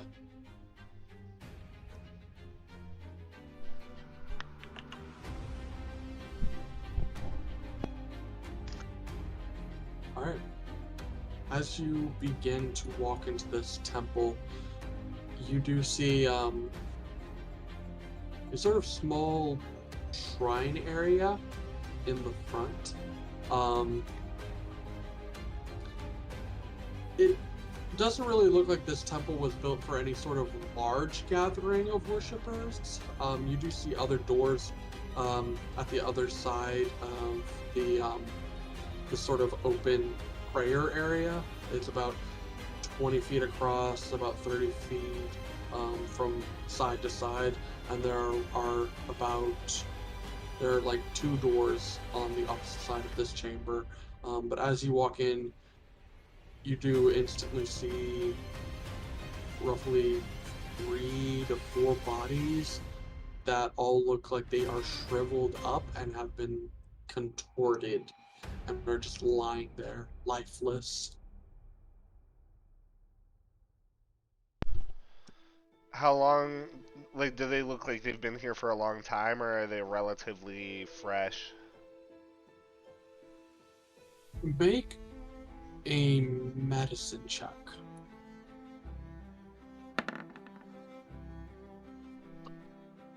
So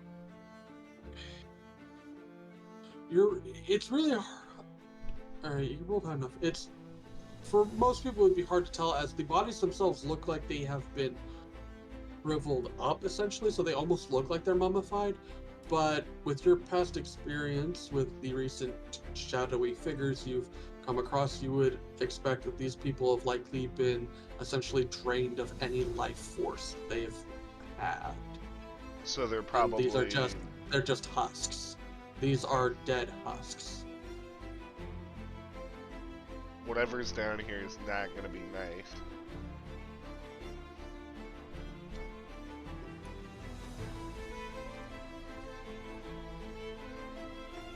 Are you we're guys not ready? gonna be nice either. That's the thing, Yara, we're never nice. Is everybody ready? Yep. Yep. You said there was two. Yep. There was 2 doors, one to the left and one to the right. Yes, it's kind of like on the opposite wall from the main entrance. Wait, There wait are a two- second. Could I Hmm? use Song of Rest? Do I have enough time for that? That, if you guys choose to take 1 hour to rest, yes. We don't have an hour. The Never city's mind. burning. Let's Eddie. go for it. Yeah. I could really use a short rest because I'd get like half my spell slots back, but like fuck, we don't have But time. it doesn't say 1 hour anywhere. Look. It says when you take a short rest. Yeah, during a short rest. Okay, never mind. I play a bard, and honestly, if I didn't have to if I could do it without having you guys take a short rest, Kryn would be doing this all the fucking time. So left or right? Left. All right, left it is. I'm gonna turn and head towards the left door. Alright. It's like partially ajar. It looks like something may have torn the lock off this door. You kind of get in, and you. Actually, I should probably ask as you guys are going in. Are you guys just? I assume you're all doing this stealthfully, or are you just walking in, like you're trying to be quiet? Essentially, is the question I should be asking. Yeah, I'm not Yes. barging in, sprinting, and yelling, telling everybody I'm here. Trying to be as quiet as possible. You know, I don't put a lot of stock in stealth. I think I'm just gonna go through the door. I'm trying to, like, Canis is actually, like, feeling really headstrong today. He feels like maybe if there's more people inside that he can save, he's gonna do so. And the longer this takes, the more people outside are gonna die. So he's just gonna run, shield up, walk through the door. Alright. As you walk through the door, it goes down about 20 feet down before it kind of like turns to the left. Everyone else who was wanting to be stealthy, you could choose to make some stealth checks right now if you wanted to. That is up to you. But Canis has just gone through the door and is currently going down the hall. You turn to the left, Canis, and the hall kind of continues to another door. But in this hallway, as you look to your left and right, it does look like in the wall area, there are these little burial alcoves. About 4 of them. Do they have bodies in them? They look to have like these sort of like small coffins. And that's it.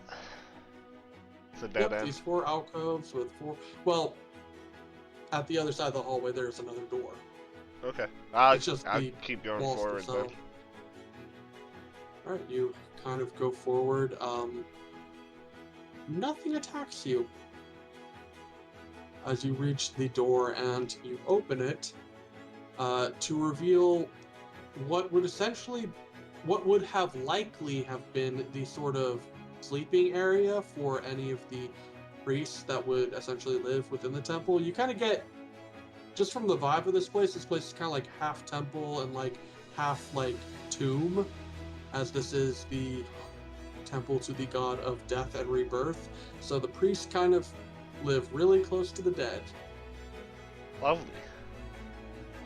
Are the the other? room- How close are the rest of the?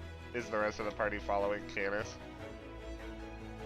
I mean, Yarrow was flying behind Yeah, Candace. Yarrow is probably and like flying, right yeah, next to you. right next to Um, you. No one has stated that they are going to roll Loosely, for like stealth, 20 feet yeah. back. So, yeah, the rest of the group, they're following you. Some of them at a distance. Okay. But as you enter this room, it looks kind of run down, but less like it was torn apart and more like it's just been a really long time since anyone has lived here. But as you enter, you do see another door that kind of like heads, let's see, you came in, it would be to your right. This place almost seems to be like a small maze, as there's another door to your right on the opposite side of the room. What the fuck Candace, is do this you place? know the way? No, I really don't. I am feeling lost. But we need to hurry. We do. Let's just pick one door. I mean, if anything, we'll just come back and pick another. It's okay. You're right, Yarrow. You go through the next door. Yep. Okay. Yep. As you enter this room, this looks to be what would have been the sort of common room or the sort of eating room for the priest. again, there's another door on the opposite side, but what you notice here is that it appears that a table and some like broken chairs have been shoved up against the door from this side, and you see a freshly devoured body sitting next to it. Well, fresh as in it happened maybe like the last day or so. Yeah. Fresh as in it hasn't been here for a long time. Does Like it the look all bodies you contorted first like the discovered. others? Yes, it basically matches the same as the other bodies you had first discovered. But it looked like this person was like staying behind to try and block this door and stop something from getting through. What the fuck is in here?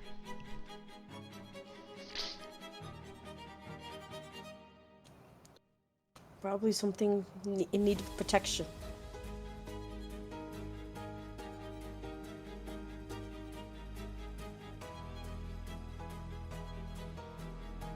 Well, we're not gonna find out standing out here. I'm gonna open the door. Alright, you kind of have to like move the table out of the way, but you managed to get to the door and open it. And it doesn't look like anything broke this door down, so you're not exactly sure how things got through to get to this guy. But you managed to open the door, and there's another small hallway that leads into a large burial chamber. There are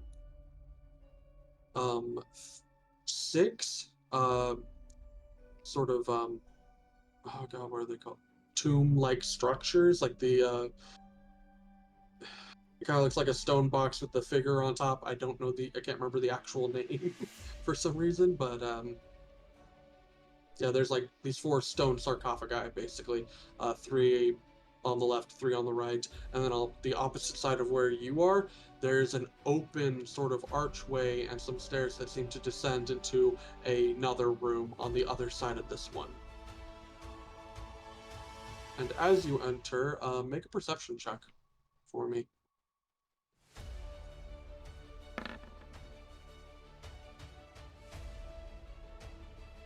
All right. As you are all now entering this room, Eddie, you don't really notice these. You're kind of like a little nervous. Yeah. You notice that kind of shoved near like the walls of this room and kind of like in the darker places. Yeah, Josiah and Eddie aren't really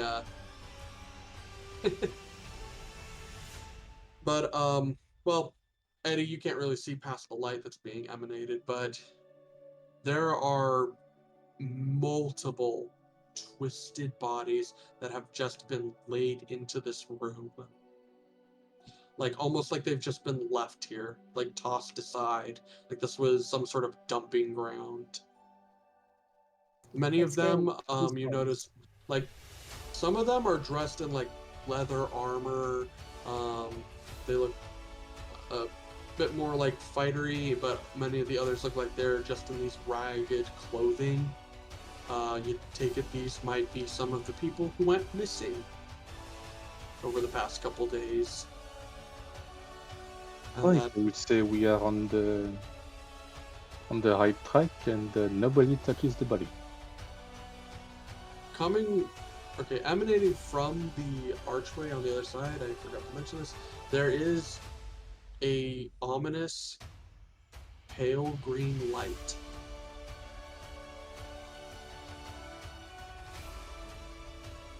Is my gem doing anything?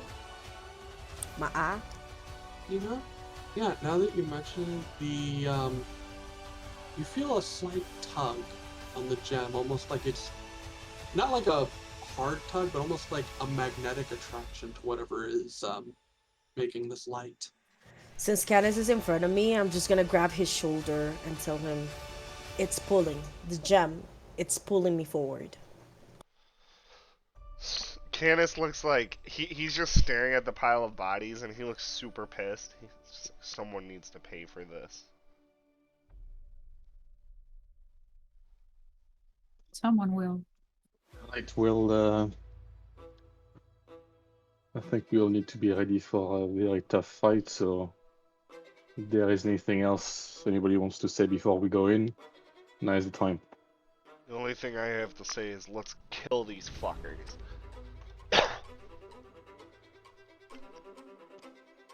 Right, anybody else? No, not really. I just Alright then, kill let's do someone. it, boys and girls.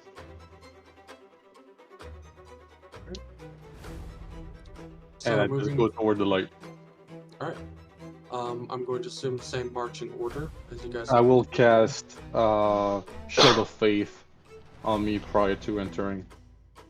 All right, you cast Shield of Faith, and there's like a small, like 10-foot stairway that kind of leads down. And I assume you and Canis and Yarrow near Canis are the first to enter this room. Sounds right. As you enter, it is a large chamber. In each corner there appears to be a sort of like statue of some figure from the past, and beneath them a stone sarcophagus or stone tomb. Coffin. In the center of the room there's a large sort of designed circle. Not like a ritual. Part of it's a ritual circle. There appears to be like an artistic sort of circle that was placed to the ground, but in the center of that there actually does appear to be a sort of ritual circle drawn in a red liquid of some sort. Of And some sort. Sort of, yeah, emanating about 3 feet above the Mysterious. circle. There is a twisting orb of green flame just kind of spinning and twisting. You get that this may be the source of whatever power is keeping the flames outside going. And okay, yeah, I should mention this as well. Also, in this room, there are more bodies. Especially around the circle, it seems like some individuals may have been used to fuel this ritual. How do we Goodness. stop this? Goodness. It looks I'm gonna like go this to is the the bodies sport. next to the circle and drop some holy water on it. See Okay, if that drop- has any effect. You drop some holy water on a body and you get it wet. Alright. Not working. As you approach the circle, though, you begin to see this sort of twisting, like, orb. It's almost like the flames themselves are making up like multiple serpents, and each one is kind of like coiling in on itself. So it's this somewhat orbish shape that is like constantly twisting and reforming. But around it, as you get closer, there's a twisting of shadow that starts to bellow up from the ritual circle and begins to twist around the flames. The flames and the shadows begin to mix together until a large, monstrous form begins to be created. I need everyone to roll initiative. What were the odds? Yep. So I will You need to move put us on the you. map first. Yeah, I will move you can to the click map on first our- before you roll. Now let me open the turn order. Remove all turns. Fast. All right. So yeah, now you guys can click on your things and roll initiative. Can I change it for my 10? Yeah, you can have your 10. I'll just change that to the 10. There you go. Don't feel like you need to change mine. Canis, you were a 3. God damn it. Still don't know why Josiah's is coming up on 2, because I'll have to go into the thing and change that. 1, 2, 3, 4, 5. Oh yeah, there's only 5 of you here. Yeah, and the creature.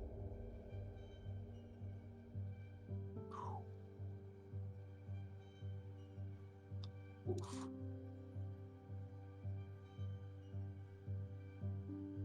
The creature is going to go first as we enter combat. As you are all approaching and entering this room, this large mix of shadow and flame emanates, and this sort of half humanoid form, the mouth itself almost opening to multiple like teeth, almost taking the entire face as it comes up and looks at all of you. Seems to be sort of protection to the source of the ritual as it moves forward. And with its... Damn, you know, you are all like lined up perfectly, but we'll save that. It is going to go ahead and make 2 slam attacks. One against Canis and one against Atanaz. Or, well, not slam, but soul drain attacks. Make sure that... Yeah. So first one up against Canis. 14 misses, I believe. It does. Oh shit, I entered the damage in wrong. Hold on. I put a 4 instead of a 6. This thing is not that weak. It missed anyway, so the damage doesn't really matter. The next one... Oh, no, that was the... Sorry. That was the Leaper, not the Juggernaut. I should be using the Juggernauts. Let's see, what did he roll for that damn?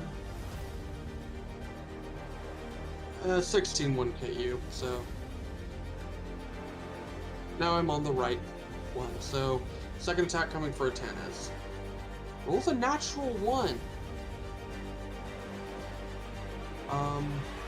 Yeah, that doesn't hit. Oh, but it should have done the... Yep. Well, I'll have it do it at the end of its 2 attacks. It should have done this before it made its 2 attacks, but it is going to use its unbearable roar. I need everyone to make a wisdom saving throw. Both Canis and Josiah have Bardic Inspiration. Bardic Inspiration. Yeah. Yep.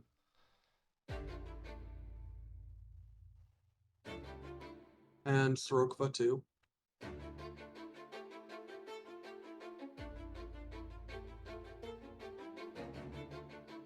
All right. So that is Atanaz, Yarrow, and Eddie. All 3 of you are considered frightened of this creature. And that will be the end of its turn for now. Octavius, you're up. Or not Octavius, god damn it. Josiah. Got to change that. You know, same thing. Yeah. Hold on.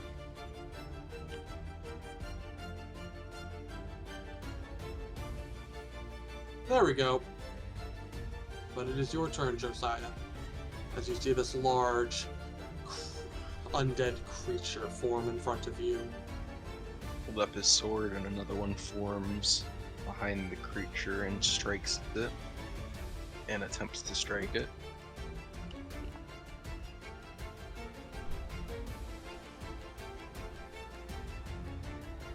You'll have that be your sword. On left or right side? Right side. That's fine. Oof. As the sword attempts to come in, but misses. As it you kind of misjudge the form of the thing. Like you thought you were gonna come in, but it actually ends up just cutting through some wisps of shadow, and it does nothing to the creature. Whip out a sacred flame. All right, dexterity save 15. Does it have save? Nope, it does not. So it's just gonna be a dex check. Ooh, so it takes 6 points of radiant. All right, as the radiant energy bellows into this creature, it gives out a shriek. Alright, see you my turn.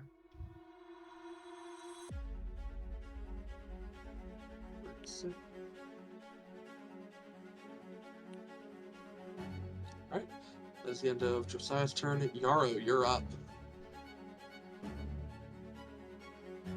You are currently Okay. frightened of this creature, so you can't move towards it. You can move like parallel to it, but you can't like use your movement to move towards it. But you do currently have a pillar between you and it. Got it. So yeah, I was gonna try to move forward, but she can't really. So is this thing like a chest or a bench? That's like a bench. Okay, But I she's assume you're gonna like flying, so yeah, you're gonna be like over there. You would technically be leaving its attack range, but there's a pillar there, so I am gonna give you. I'm gonna say it's going to still try to attack you, but you're gonna have like, I'd say about half cover. So you get a +2 to your AC for this attack that it's gonna try to do.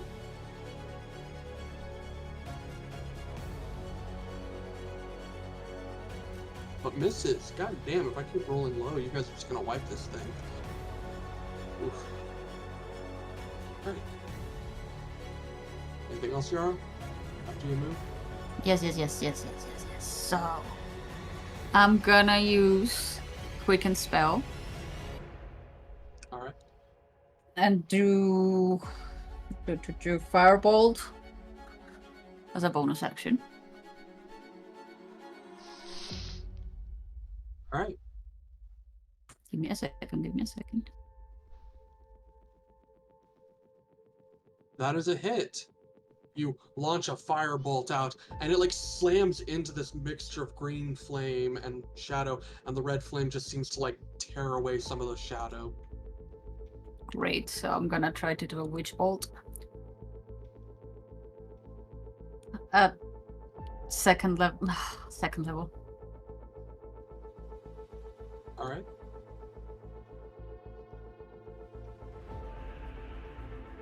Okay, that is also a hit. That is 8. 13 points? Yeah. Additional 13 points of damage. Awesome. I'm gonna have Sorokva kinda run as well over here and bite. Alright, you have Sorokva bite. Unfortunately, as Sorokva like comes in, he can't like he's trying to bite in a shadow. He just like bites into something, but it's just like a whiff of shadow that dissipates. Fair. Alright. End of your turn. Yeah, that's it. Alright, Eddie, you're up. Take This it into thing account that looks I'm right- frightened. Yep. Can I go next to Yarrow even though I can't fly, or would that thing to my left block me from doing so? You could step over this, but that'd be difficult terrain, so you could still make it there, because that's like, yeah, as long as you don't step into like this square, you'd be fine. So you go like there, and then there. Yeah. And I'm gonna cast Eldritch Blast. Alright. Oh, L Drench. Okay, yeah. I was like, wait, you're not fuck. Alright, so let's see here. It is supposed to be a ranged attack.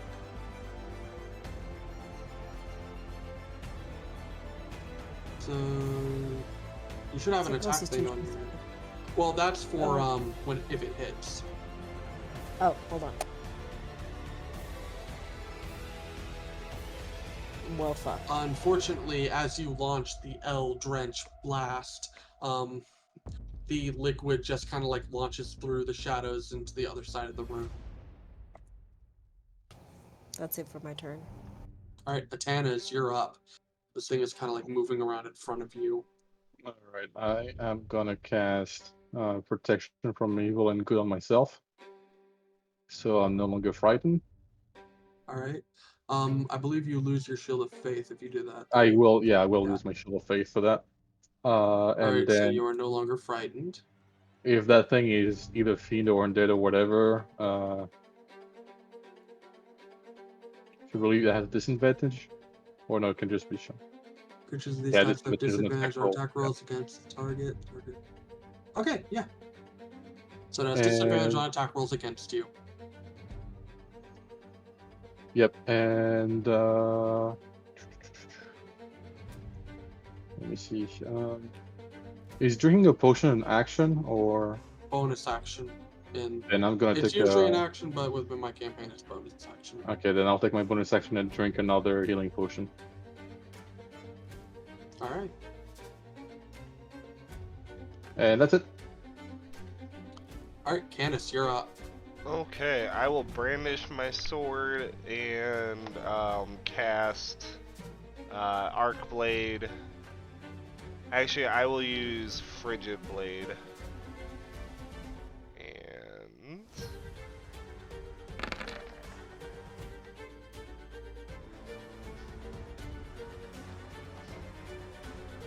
come in. That is a hit. Yeah. And then I will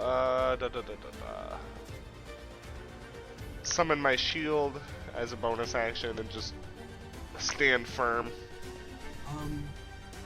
Frigid Blade, does that mean that like all of the damage is cold damage, or just the? Yeah, it's all I know it's you all have- cold damage. Here, let me, It's all cold damage. yeah, Alright, let me as link you the spell. come in. Yeah. As you come in and slice through this creature, it doesn't seem to be affected by your attack.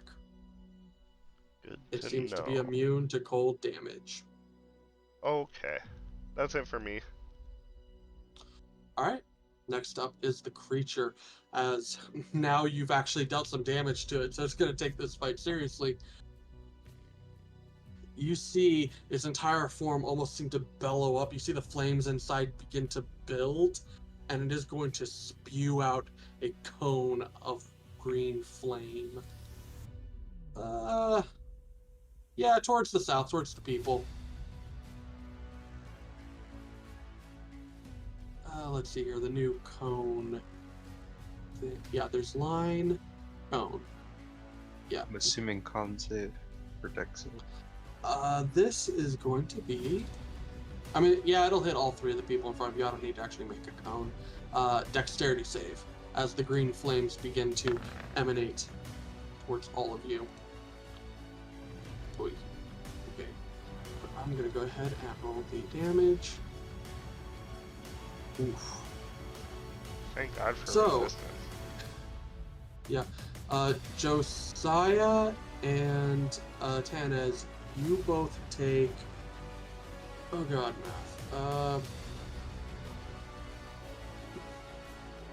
Is it 14, so that'd be 13? Yep. Yeah, 13 points of necrotic damage, and So I'd take 6 because I have resistance. yep. And Candace, since you are resistant, you'd also take half, so 13 Yep. points. Yep, 13 points of necrotic damage as it bellows out this necrotic cone. All right. And that is that is its turn as it just breathes out that torrent of green flame.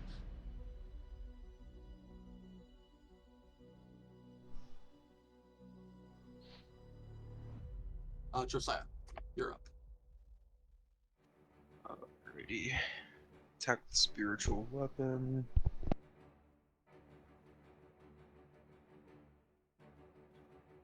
Love fire to cast it.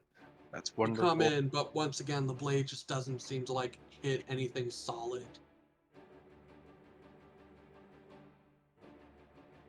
And I'll go at it again with Sacred Flame. Alright, that is a dex save. But it makes it save. Shit. I will move here, and that's my turn. Alright. Yarrow, you're up. Oh, right. Any of the attacks you made should have had bit disadvantage. I will. I'm not going to rewind that. That was a while ago, so I'm just going to go ahead and just from. Yeah, you and Eddie have disadvantage on any of your attacks. Is there a save against it?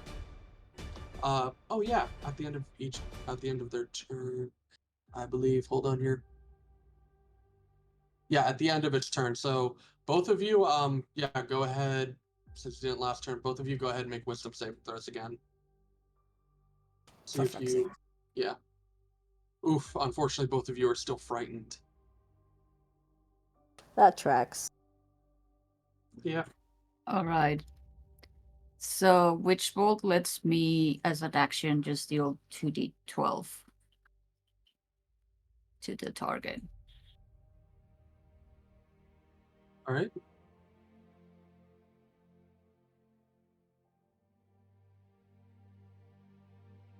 So that is 9 points of lightning damage. And I'm gonna have Sorotva bite. Yeah, it's Oh my lord. oof. Unfortunately, as Sorokba comes in again, he's just going, like, he's just hitting the little wisps that are emanating off of it, not the actual mass of it. That's all. That's all for me. All right, Eddie, you're up next. Toss the shield. All right, with disadvantage.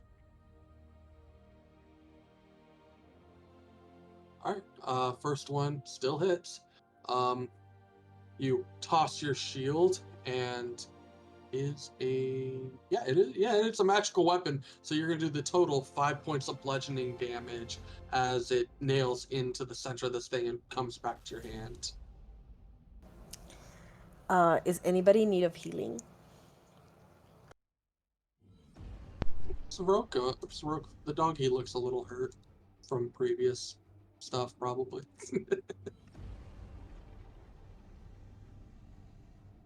Yeah, I was gonna Okay, say. that's I'm it for my okay. turn.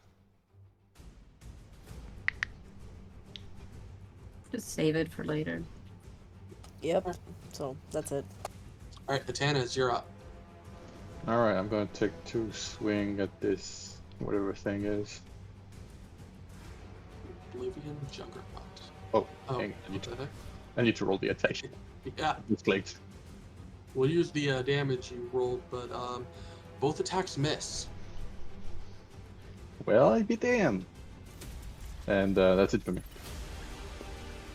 Yep, as you come in and try to make both attacks, but again, this twisting form, like it's hard to see what is solid and what isn't. But Canis, you're up.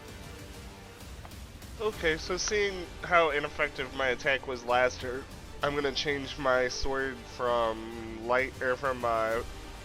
frost to lightning. So I'm gonna arc blade and come down on him. So real quick.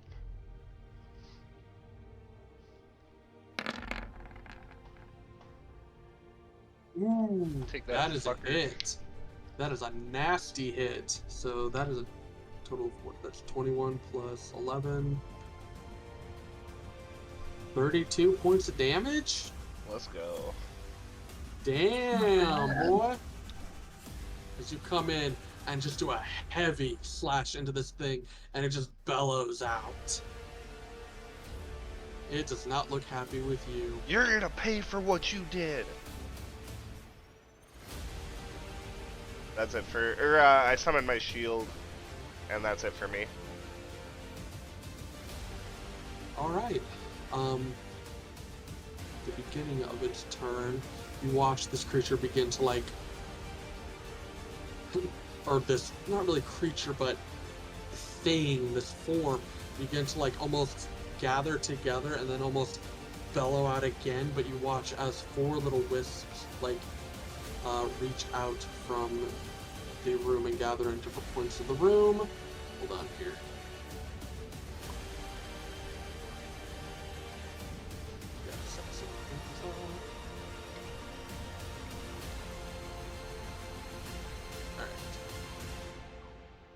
As 4 of these smaller creatures that you fought before seem to apparate into the room. And I need to roll for them.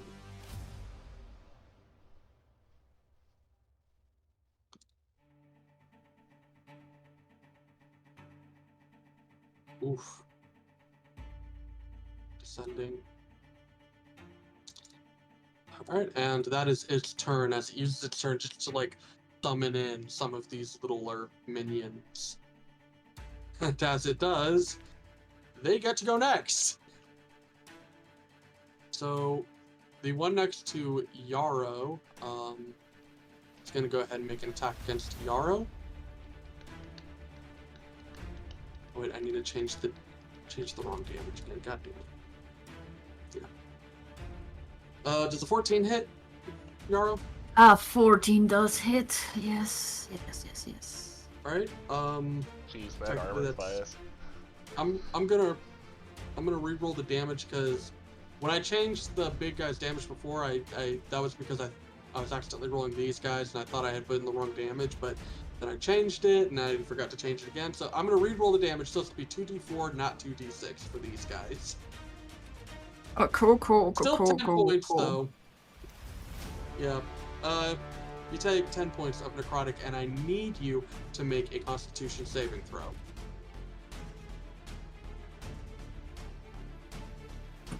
Constitution. Yes. Fuck. You lose a hit die. She also, if I'm not mistaken, is concentrating on. Yes. Roll I was, concentration. yes. This would be 10. Another Constitution. Yes, another Constitution save.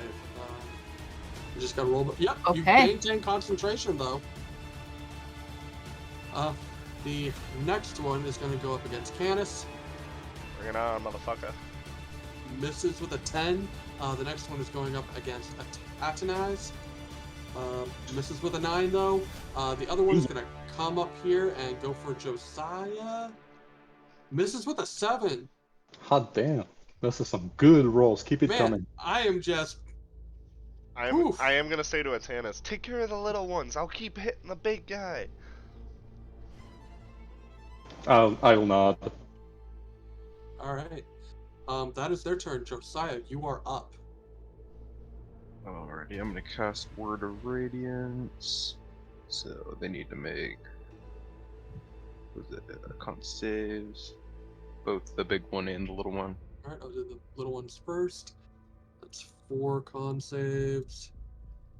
Oh, it's within 5 feet, dude. Like, Oh, within yeah. 5 feet. Okay, Yeah, okay, it's never just the mind. big one and the one little one. Yeah. Okay, so I'll count the first little one who didn't make it, and he'll take 7 points damage, and then the big one, which is also a Constitution save, he makes it.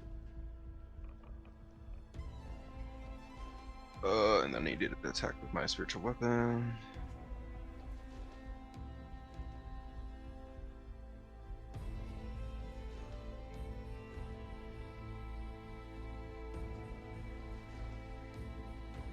You And the big managed to guy. hit this time, as your sword comes in and deals 11 points of force damage.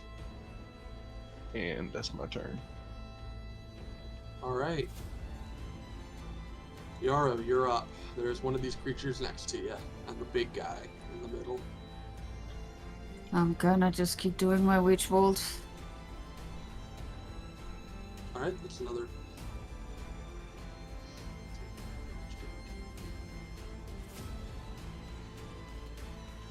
Another 11 points of damage.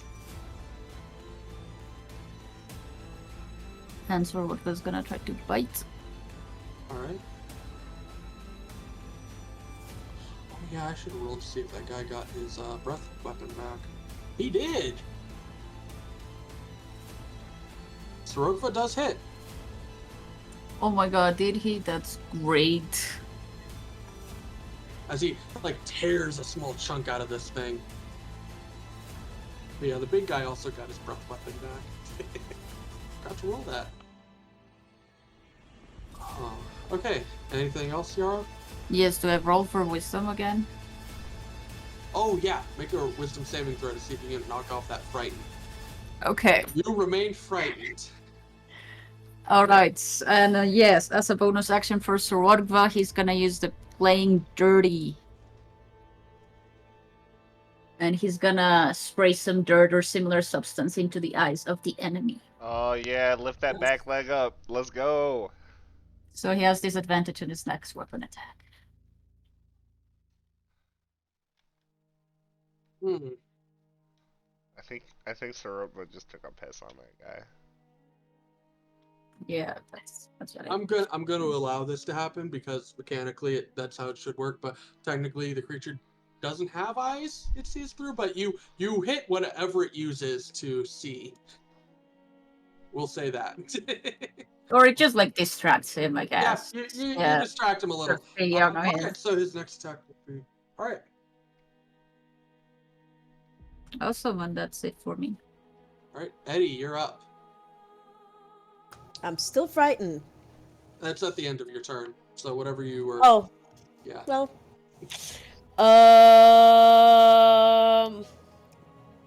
Can't move towards the ones that are next to Yara because I can't approach him. So I'll toss the shield again. All right, at the big guy. Yeah, big guy. All right, you throw your shield and bash it into the big guy. I'm gonna hate myself for asking this, but do I have disadvantage? You do. There you go. You do not hit the big guy. He gets And points back. I'm going to use healing words on Yarrow. All right.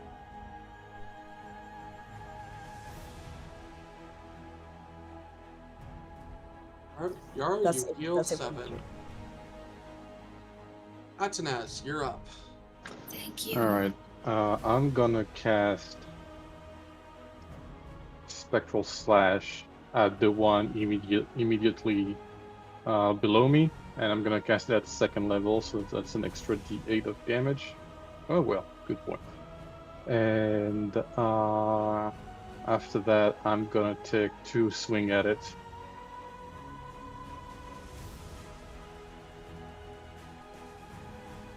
But the first attack manages to kill it as it just fades from existence. Oh, alright. Well, the second move attack the- isn't. Yeah, you move the second attack over the next one, but unfortunately it kind of gets out of the way of your attack.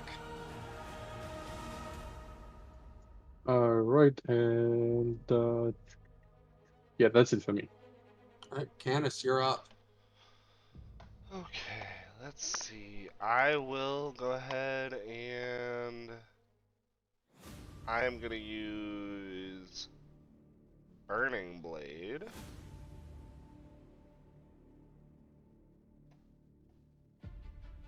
On the big guy.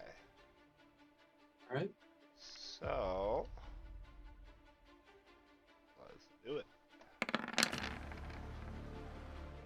Unfortunately, as you bring in your burning blade, what's your bardic inspiration? A D6? All right. Eddie, is it a D6? I'm sorry. would be- Come Your bardic inspiration, is it a D6? It is indeed a d6. Is a 14 hit? A 14 does hit. Perfect. So then I will just 14 points of fire damage. and then if it does not move from that spot, it's gonna take fire damage at the end of its next turn. Good to know. All right. Anything else? I summon my shield again, and then that's it for me. It is going to move. Here, so Sorokva, Canis, and Atanas, you get attacks of opportunity. Oh, I will take it. Hell yeah. Sorokva misses. And Atanas, I you will come in. deal that extra 10 radiant damage to it. Ooh. As you see that radiant damage like cut into it, it almost seems to take even more damage than it should have. But Canis, you kind of make up for the other two missing. It seems not like radiant, but it is going to use. Yeah, that is enough to get everybody. Well, it kind of partially gets.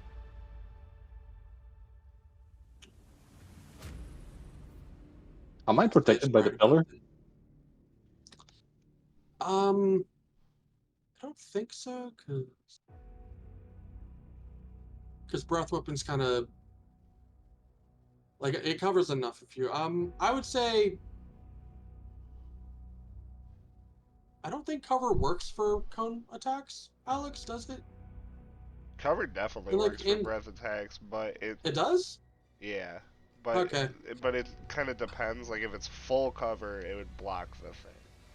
I Yeah, am that's why I was asking, like, This is how large would the pillar this, be? this would be more like half cover.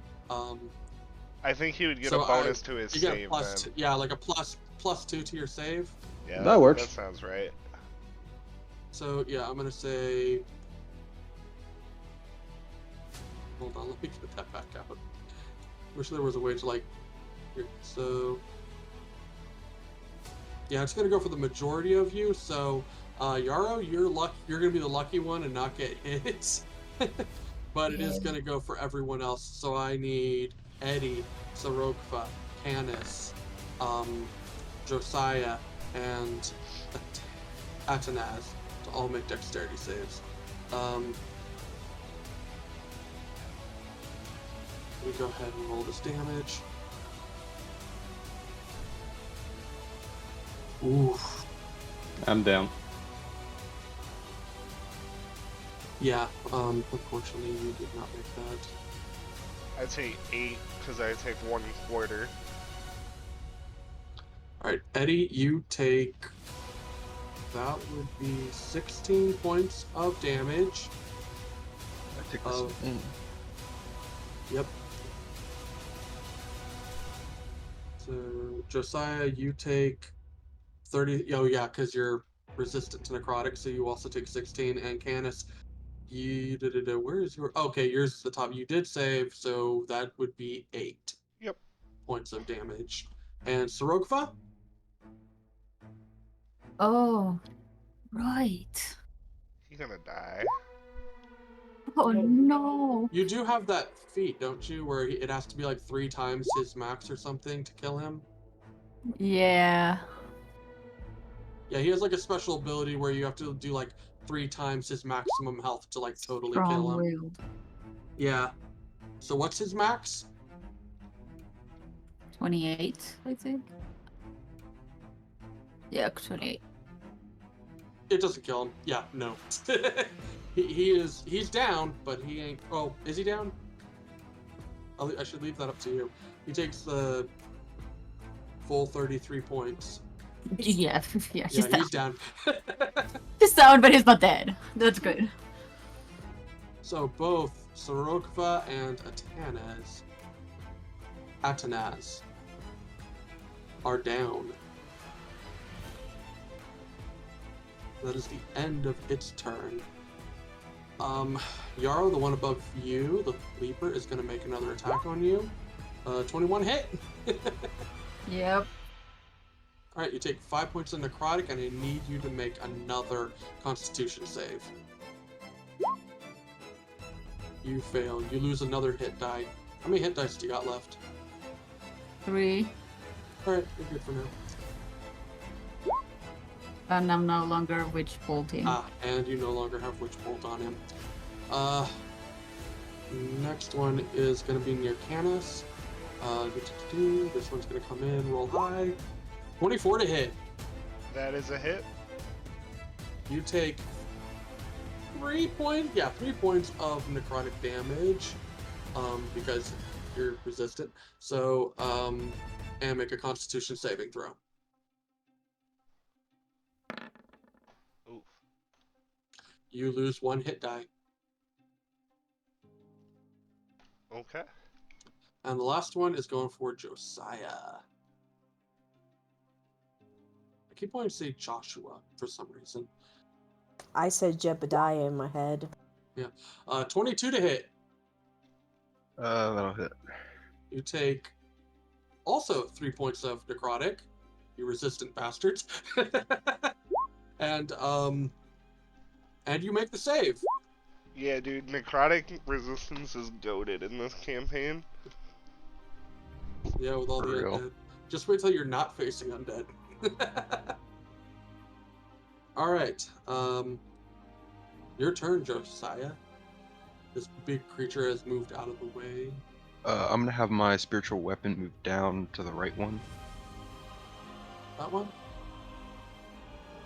To where it can attack the leaper. Oh, like this one or the, like just ping whichever one you want to hit. The one that's in front of me. To the right. Oh, okay. So yeah, it'll move to here to get it. Oh, and that does get it. As it comes in and deals 6 points of force damage. It looks really, really hurt. But it's barely standing.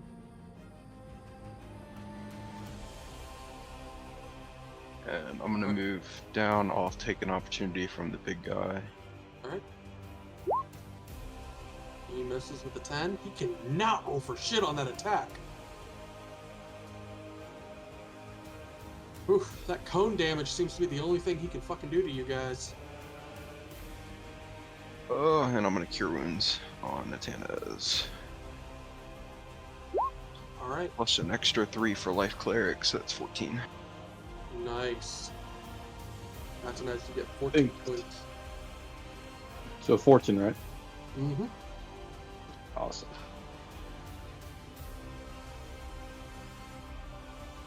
And Alright. that's my turn.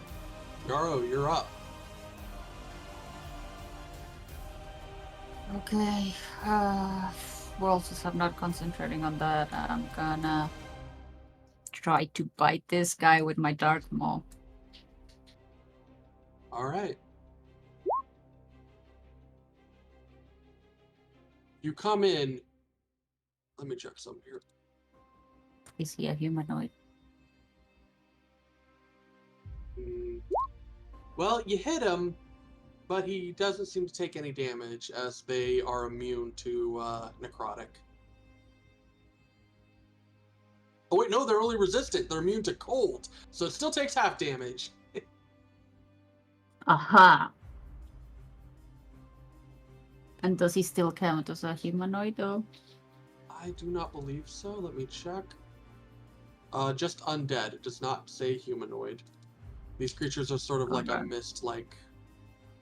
Got it. Yeah. Anything else, Yarrow? I don't know, do I do a death save for Swordbow? You would do a death save for Sarokfa.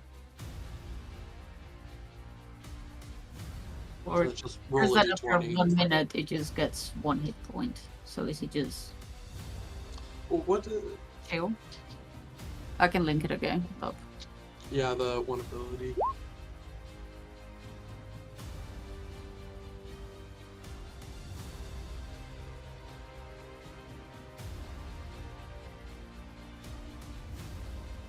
I still, you know what? Yeah, I'll say he doesn't have to. Yeah, I'm not gonna worry about killing your dog. Okay. he won't have to make death saves. That is great. He's a dog. He's already gonna get his ass kicked. Yes, that is fantastic. So I'm just gonna look worriedly at Swordba. And All that's right. it. Eddie, you're up. Is Atana's up? Atanis is up. Yep, I should take that mark off him. Thank you. I was confused for a sec. He is up. Okay, I'm gonna cast on him enlarge. Don't worry about healing me. She's not. I would yell. I'm not. I'm making you big. Oh. Alright. So, Yep. Alex, what tends to, like, is there something that happens to people next to other people who grow large? Like, do you guys just get pushed out of the way? What? Because he's gonna Get either pushed out of go. the way. I think that's just Hmm. DM discretion. Well, it's not gonna make, yeah, because I'd say you'd probably, like, get pushed that way, and Atanis, you're, like, now taking up this much room. Holy shit. There you go. Your head is, like, the ceiling in here is only about 15 feet, so you're, Hey, it's Belior! yeah. Anything else, Eddie? As a bonus action, I'm gonna I'm gonna use second wind. So it's a 1d10 plus 1d10 plus your fighter level.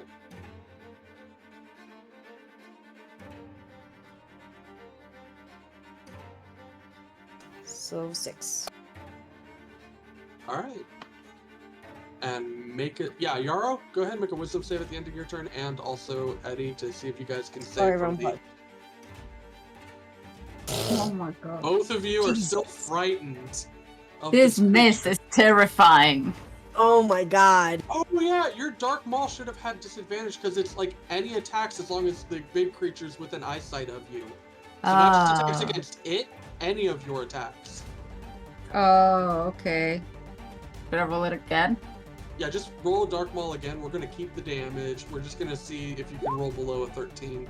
Nope, you still, yeah, so no change. Cool. So nothing to, alright. Sorry.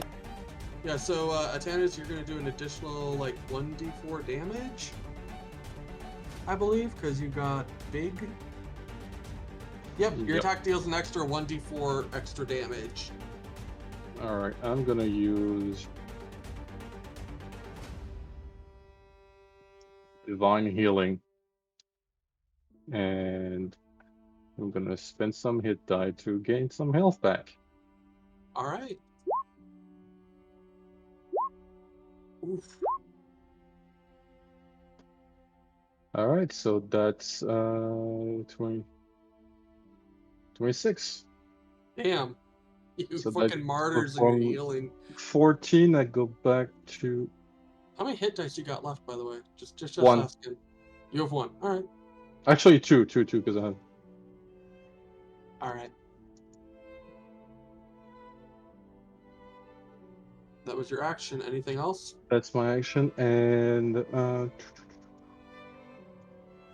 no, that's it. And I'm just gonna try and I'm gonna yell to Canis to Canis, go get the big guy. I got the last of this small bastard here, and I will just stay right here. Canis, you're up. Okay.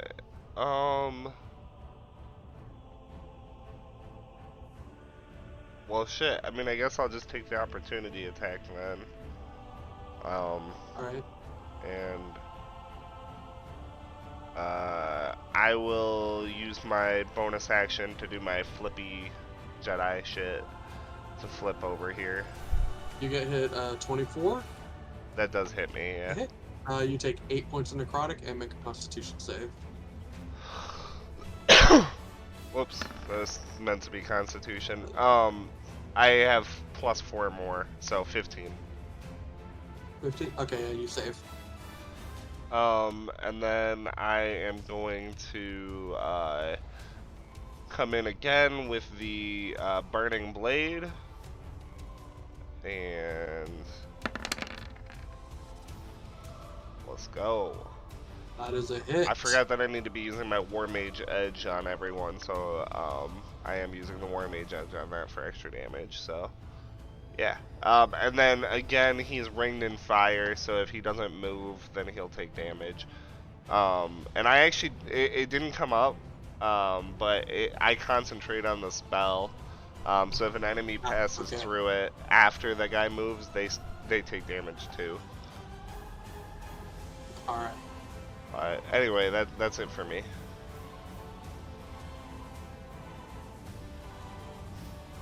Alright. Next up is the creature. We're gonna roll a d6 to see if it gets its breath back. Fuck. It does. Ooh.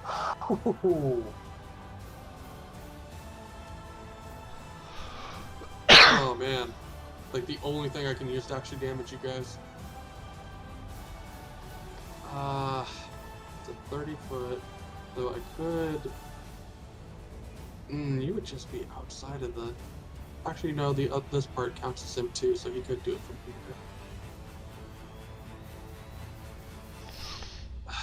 You're resistant, so it doesn't really. Yeah, I'm gonna say right about there. Yeah, right about there. It gets kind of like all of you.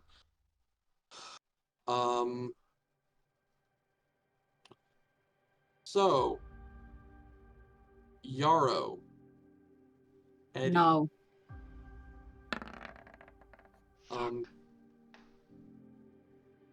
Sorokva, you're just gonna. Sorokva's down. I'm not gonna count him in this, but Canis and Atanes. Let me roll to see how much damage you are all gonna take. Oh my god. Ooh, fuck. I'm So down. Yarrow, Wait. I'm gonna use my magical guidance. When you make an ability check that fails, you can spend 1 sorcery point to reroll a d20, and you must use the new roll. Unfortunately, this is not an ability check. This is a saving throw. is Oh the shit, save. you're right. Damn it. So Canis, you take half Wait, of that. wait. I'm gonna silvery barbs that for Yarrow. You can't. It's not an attack. Oh, fuck. Oh wait, I think it is it all. No, it's when an attack hits, I believe. So yeah. No. I'm down. Right, This is a so spell, right? it is not a Nope, spell. It it's is a a This is breath breath. not a spell. weapon. It's just a breath. It's a right So- breath weapon. Atenaz, you take half of that, so I would say that's 19. Yeah, you take 19, Atenaz. Eddie, you take 19. You just made it, Eddie. Jesus. Yarrow, you take the full 39. Oh yeah, I'm super down. Did it instantly kill anyone? What does it need to be to instantly kill? Like, it needs to drop you to 0 and then do, like, your damage again. So, like, I don't think it would. Because, like, No, yeah. no. It was close, but no. Alright, so Canis is down. I'll put a skull on you. Yarrow, you're down. Atenaz, are you still up? Oh yeah, I'm good. Oh yeah, because you healed yourself. Yep. Yeah, god damn, okay.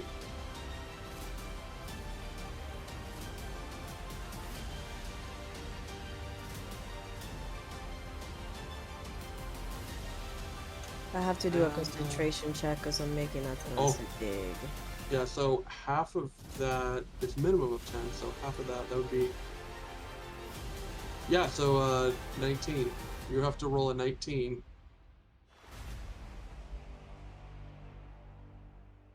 So that's a constitution save. Holy shit! Let's go! This is stupid! Nice. It's the only thing that I've been able to do. Holy shit. Alright. End of the big guy's turn. I'm really regretting that we didn't take a short rest at the end of the last session.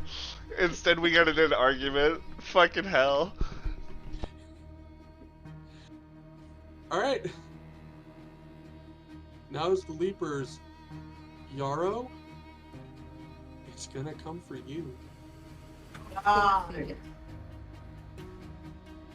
You are... It has advantage because you are prone. So... 18, I believe, hits. So you fail Wait to a second. Yep, Oh. yep, that hits. Are you gonna silvery barbs it, Eddie? I don't have silver. I Eddie. have silver barbs. Yeah, I'm gonna silver barbs it. Yeah. Alright, so he's gonna re-roll. I'll just have it be at the normal one. I'm gonna keep the original damage though. Well, it doesn't matter because you just failed 2 death saves. Oh, okay. As it is it's weird. It's a melee attack, but it's kind of like, since they are a gaseous sort of mist form, they do more. It's necrotic instead of an actual. And actually, you would still have to make the Constitution save too. I think you can still do that normally when you're unconscious. I think it's just dexterity and strength that you automatically fail.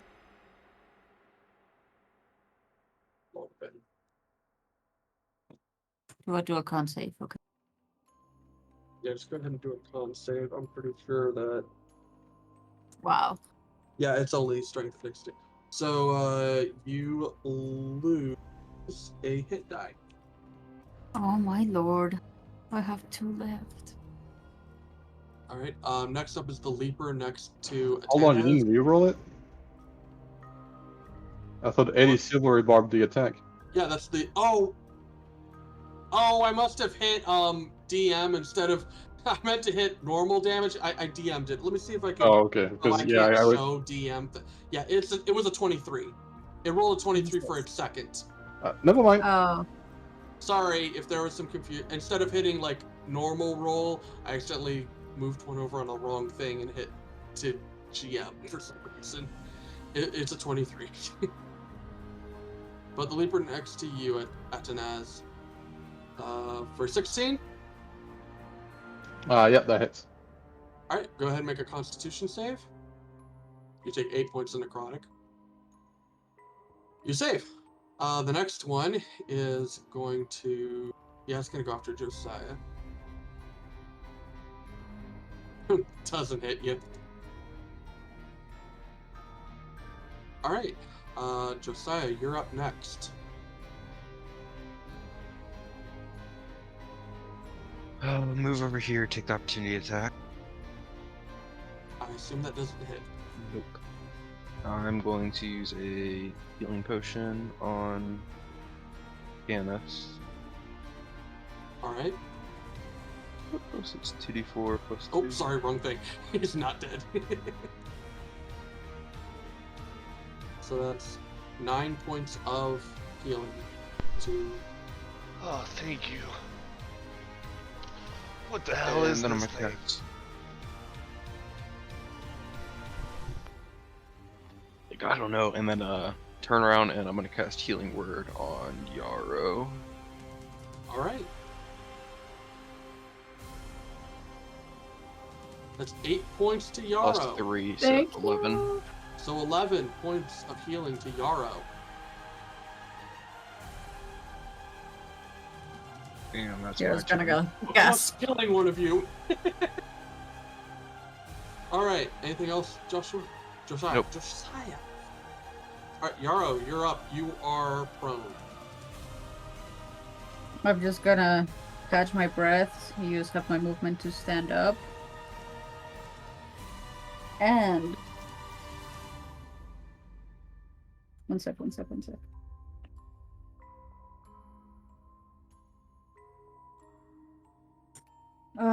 I'm gonna try to do a pommel stone to the guy next to me. All right. That is a hit. For one, okay. Oof. Well, it's level 5. It should be 2d6 since you're level 5. Oh, that's true. He didn't So update just it. roll another. Yeah, just roll another d6. Okay. You Nice. do 2 points of damage as the stone just takes it. Lovely. Well, I just came back from the dead, so I'm kind of. Yeah. But it must roll like d4, and when it makes an attack roll or ability check, it has to subtract that d4. Okay. Anything else, Yarrow?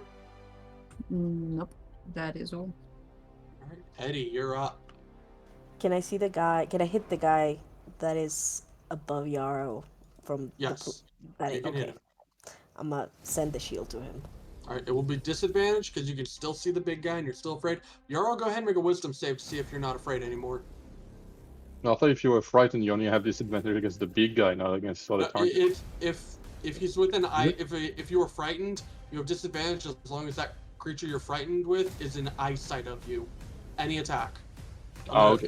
I got the thing right. in front of me. I Wouldn't the will big guy double-check be hidden behind Big Atanas? Just that. No, it's also a large creature. It is, you can see it.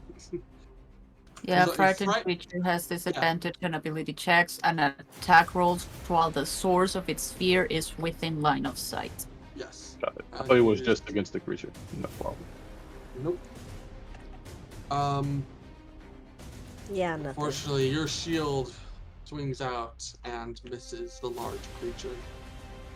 I guess I'll drink a healing potion then with a bonus action.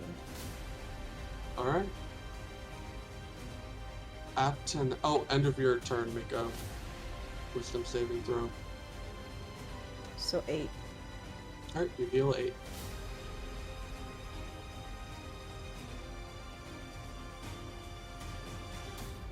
That first one was 17. Let me make sure. No, you just miss it. This thing has a DC of 18 for its spear. For fuck's sake! Yep. That's it. A lot of you got lucky and rolled above an 18. Like, holy shit.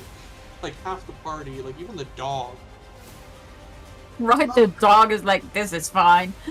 Anyway, Atnaz, you are up. I'm gonna attack the guy right below me. Alright. That's a hit. Before. 10, 11. You take a big chunk out of this guy. He has not taken damage yet, so you, And I'm kill him. gonna swing again. That kills him. As it just dissipates into And Imperial Mist. can I move like right here, or would the sword be in? Well, technically it's like a floating object, so... I'm gonna say... It's a large spectral object still. I'm gonna say no. I mean, it's like a large spectral object that's kind of blocking that area. I'm Alright, not so really where was sure. that? I was right here, right? I'm just gonna say no for now. Yeah. Uh, You were right there.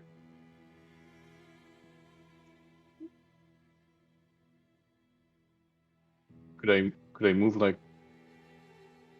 Hang on. Could I move I would right say here? since you're large, you would not be able to really pass through a friendly creature's space. Like, if you wanted to get, like, over there, you'd have to, like, go up through these two pillars and then, like, go around. Well, if I go this. Or you could, like, move, maybe, like, that has a statue in the way, so... Because it has Yeah, the gun. being large in this room is kind of sucks. I mean, if I honestly. move right here, what's my distance? Is it like 5 feet for me, or? So 5, 10, that'd be 15. So each square is 5 feet movement for you.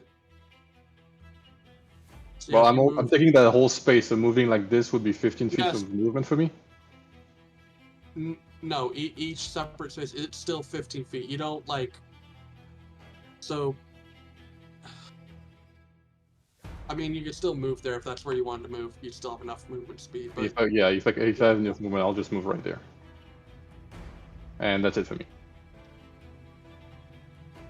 Alright. Canis, you're up. Okay, I'm gonna kind of push myself up on my feet, using my sword as kind of like a prop, and I'm starting to like lose all my color. I look very monochromatic again, but I'm gonna stare down this big monstrosity and just be like, I do not fear you. And I'm gonna cast Burning Blade again, War Mage Edge it, and slash him. Alright, you come in with your burning blade. How do you want to do this? I am going to kind of like staring it down. I'm gonna like stride forward, and then I'm gonna like slice upward through whatever the top of it is, and then down, and then I'm gonna like kind of like twirl my sword around and then stab it, thrusting it like down through the top of this creature, using my like enhanced jump to get up above it. Right, you jump up above it, just stab downward with this flaming sword, piercing through the shadow into that green necrotic energy at its core. That cold energy mixed with getting hit by the heat of your burning blade shatters into pieces as the power source of this ritual and the creature itself are destroyed. And as it dies, the other creatures it summoned dissipate and fall to the ground. You all take a moment in the chamber. The creatures, these shadowy beings, all dead, just dissipate around you. Wounded heavily. There's no way. It's over. Whatever summoned this might still be here. I agree. It's more likely than not that someone or something else is down here. How's my gem reacting after it disappeared? Eddie, your gem, which had been being pulled here, you hadn't really been paying too much attention to it. You didn't ask during the fight. But it doesn't seem to be pulling you towards the... It didn't seem to be pulling you towards the source. Now that the source is gone, that gem is still pulling. But now it's pulling next to you. It's Yarrow, as you stand next to Eddie, you are suddenly shunted back as a wall of force separates Eddie from the rest of you.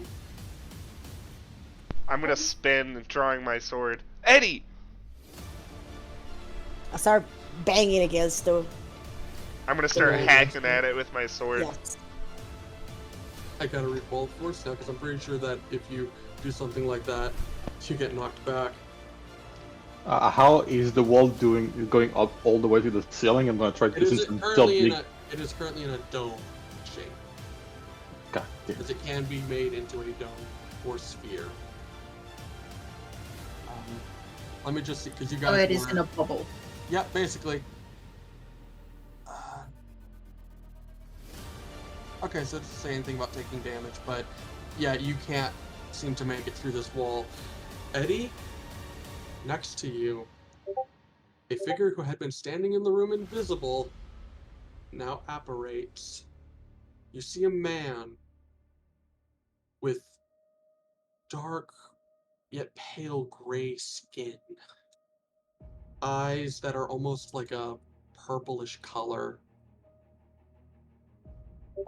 wearing what appear to be Zorzarian in origin, like robes that are Zorzarian in origin, so they have sort of an Arabian look to them, with a yellow, sort of mustard yellow color, and around, like flowing from his shoulders, is a pale gray cloak.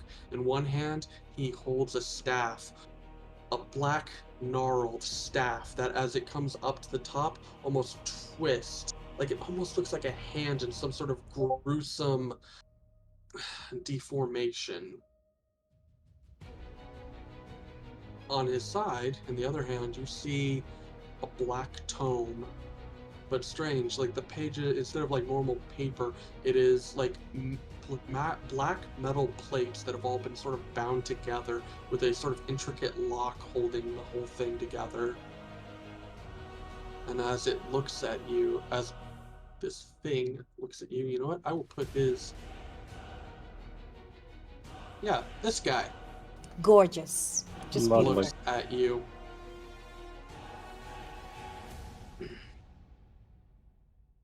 He begins to speak. You know, I had planned on burning the city down and then going through the ashes to find the relic, but yet to my surprise, a stranger has brought it to me. I must thank you for this.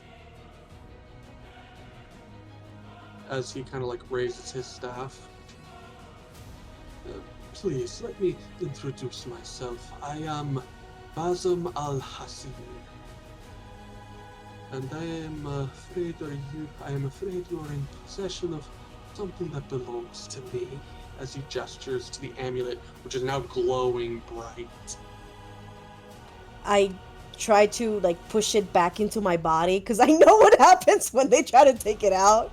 Like in panic, looking around me, looking at the guys outside of the dome, just freaking the fuck out. I would So, definitely be points like and sword at hacking you. at the dome over and over again. You are, as you are hacking, but the wall of force doesn't seem to be bending or breaking. As he sends out a hand towards you. Can I cast Sacred Flame inside the dome? On the guy? Yeah, you could. Go ahead. I mean, it's probably not gonna hit, but I mean, it's a deck save.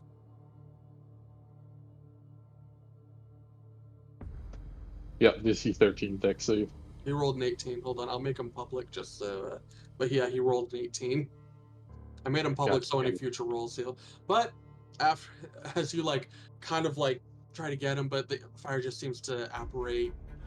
Like it doesn't seem to touch him, and he just. Now let's see about getting that amulet, shall we? As you see a bolt of black energy shoot from his hand into the amulet, and you start to feel the amulet being pulled from your chest. Ash, this is the moment I told about you earlier. Yeah. In the whisper chat. Yeah. So I'm gonna before we go forward, I'm gonna let everybody know here. There's always been a thing with Eddie's character that at some point he was gonna die. And I gave Ash the option on whether or not she just wanted Eddie to die at some point in some epic way, or if she wanted to leave it to some rolls. So there's gonna be some rolls here, depending on how well Eddie does. This could be his final moments. Ah, You got this, goddamn Eddie. You monster. got this, Eddie. So Can I cast Bless on Eddie? Oh my god. nope, we are starting this. I cannot cast guidance. Guidance, you have to touch them, I Nothing. believe. Bless you don't. Yeah, but Oh yeah, yeah, you're right. we're It's a gonna magical leave this bubble. up to Eddie. You got it. I believe in you. Alright. Eddie, as this black bolt of energy hits the amulet, and you feel it starting to tear from your chest, there's suddenly a voice in your head screaming, "No." And you feel that presence in the back of your head, like before in the mountains when you had destroyed that crow folk, that strange necrotic energy, like that form that's like trying to take over. It's trying to push out, like almost like it's trying to fight back against this guy. You're not really sure. This is the first choice in this. So this is Eddie, the guy who has had this amulet cursed onto him for the longest time. Would Eddie allow this entity to help him or not help him? This is going to decide some things going forward. It would have loved to help him because he really doesn't want to die. All right. This might have some consequences should you survive this, but you allow this form, this entity to push forward. And you hear a voice in your head now clear. You will not let him take me. This must end. And you and the stranger are going to make sort of oh god, what's it called? Combated rolls, or basically I want, since charisma is your spellcasting modifier, Yeah. you are going to roll a charisma check, and because you allow the entity to help you, you're going to get a +5 to whatever this Okay. roll is. But he is going to roll his, which is intelligence. So I'm going to make this public. And Who go thinks ahead. that the weird lichy dude has high intelligence? Oh my god. He rolled low. This decides the last and final roll. As he shoots this bolt of black energy out into your chest, suddenly you feel your own magic being pulled from you into the amulet, and a separate bolt of green energy shoot out, connecting into the black. They twist together, meeting in the center. Smaller bolts shooting out, hitting the walls of the wall of force. You are being really lucky here. So, this is going to decide on whether or not Eddie lives or dies. I'm going to tell you when to make the roll. Just hear me out before you do it. So what essentially you're going to do is roll a d20. We're using similar rules to if you were bringing someone back to life.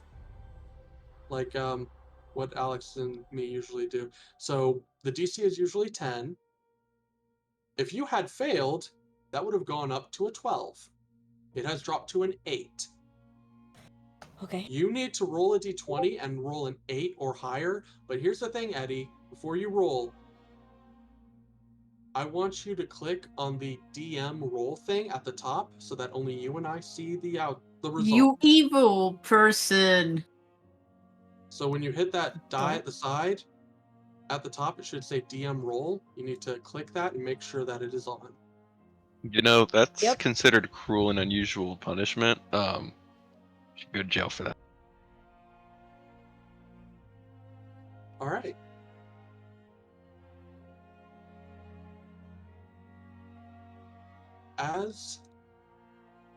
Did you roll that DM only? I think so, yeah. No. No? Well, damn, it ruined the surprise. Oh well. As the energy builds in the center, there's suddenly an explosion of energy. The wall of force shatters. You see this necromancer pushed back and overtaken by his own magic as a cloud of dust that has been built up suddenly begins to fall. And you guys see the necromancer's gone. No idea what happened to him, but you see Eddie just lying there on the floor. I just rushed to Eddie right away. Same. As soon I'd as the rush bomb- right over there. Eddie. You all rush to Eddie. You see the front of his armor. Eddie, you're gonna need to buy some new armor as your that chest piece has been ripped apart by the force of the magic. And you see where that gem is in his chest? You see black veins stretching out from that amulet all across his upper chest area. As you go to Eddie's side, he is sitting there still. Eddie, are you okay? Eddie? And I just Everything's wave done. my hand in front of his eyes to see if he reacts or anything. Yeah. You do, you start Eddie. shaking him. Slapping him. I'm gonna start walking around the room with my sword looking for the lich dude. Mm-hmm. Eddie, Yep. you suddenly jerk awake. Your eyes full on just go up and you are suddenly, you just bolt upright, taking deep breaths. Eddie, you know when I told you at one point to write 5%, just like a random 5% on your paper, Yes. that is now at a 25%. So wherever you wrote that, change it from 5 to 25. Got it. As you get up, begin to start trying to breathe, trying to concentrate. Your vision is shadowed. Your heart's not.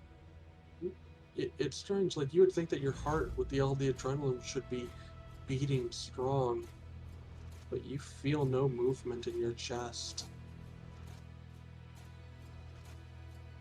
Eddie, you are now considered an undead. Fuck!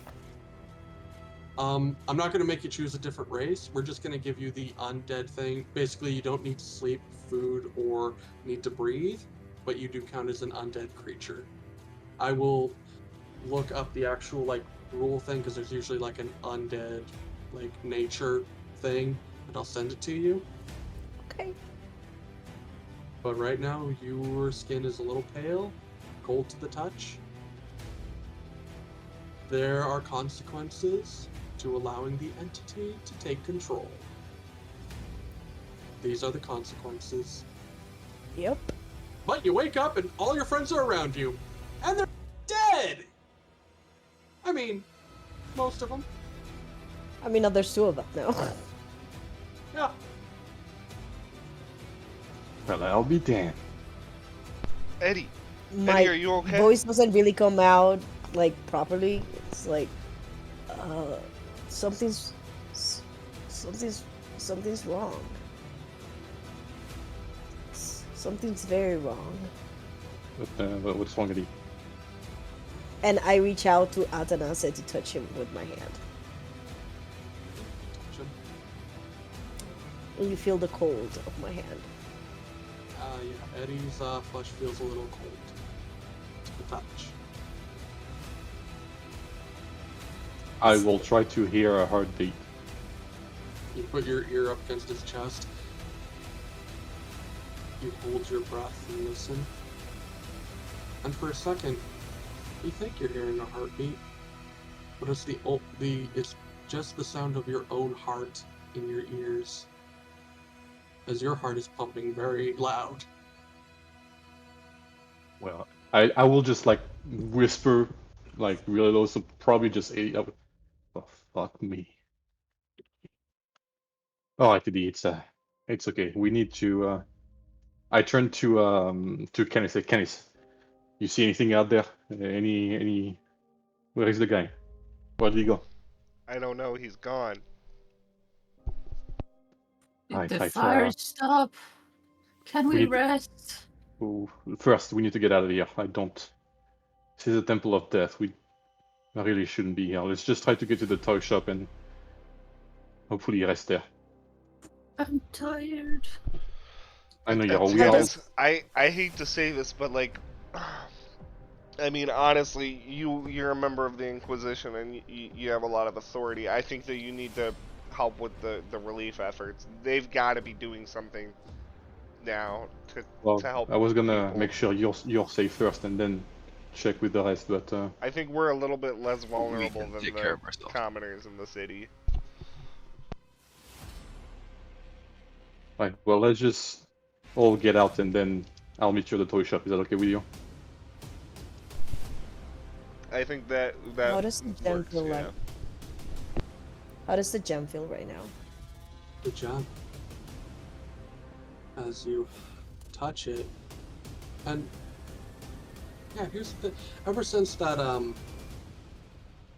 Archmage, the Dragonborn that you had met had cleared away that sort of cloudiness in the orb, you see the eye of Vecna just sitting there looking, and you feel slightly more connected to it. Okay. But the rest of you kind of get up. Sorogva's still unconscious. Okay, we have been more than a Lap minute in. since they went down.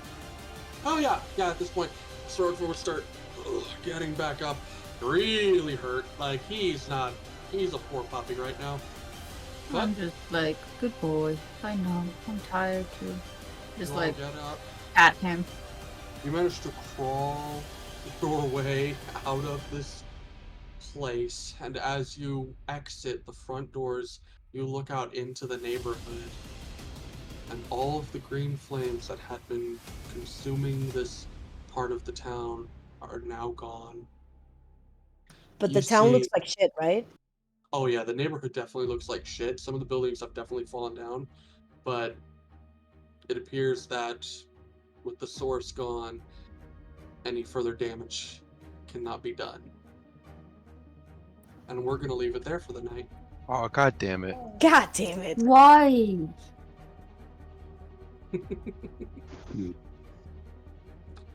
Yeah, so that was that session. Y'all That have was fun? great. That was a really good session, Mike. That was awesome. Hey guys, just a reminder for next week, and the week after. Very important sessions. I would really, really, really like everyone to be there. I don't want to cancel the session again, so I think that unless there's probably two people that I can't really run the session without. I can't really run it without Casey, and I can't really run it without Ava. But like I said, I really, really would appreciate it if everybody is there the next couple of weeks, because it's gonna be big stuff. So Yep, Yeah, next yeah, 2 all weeks good. are his game. I went 3 weeks.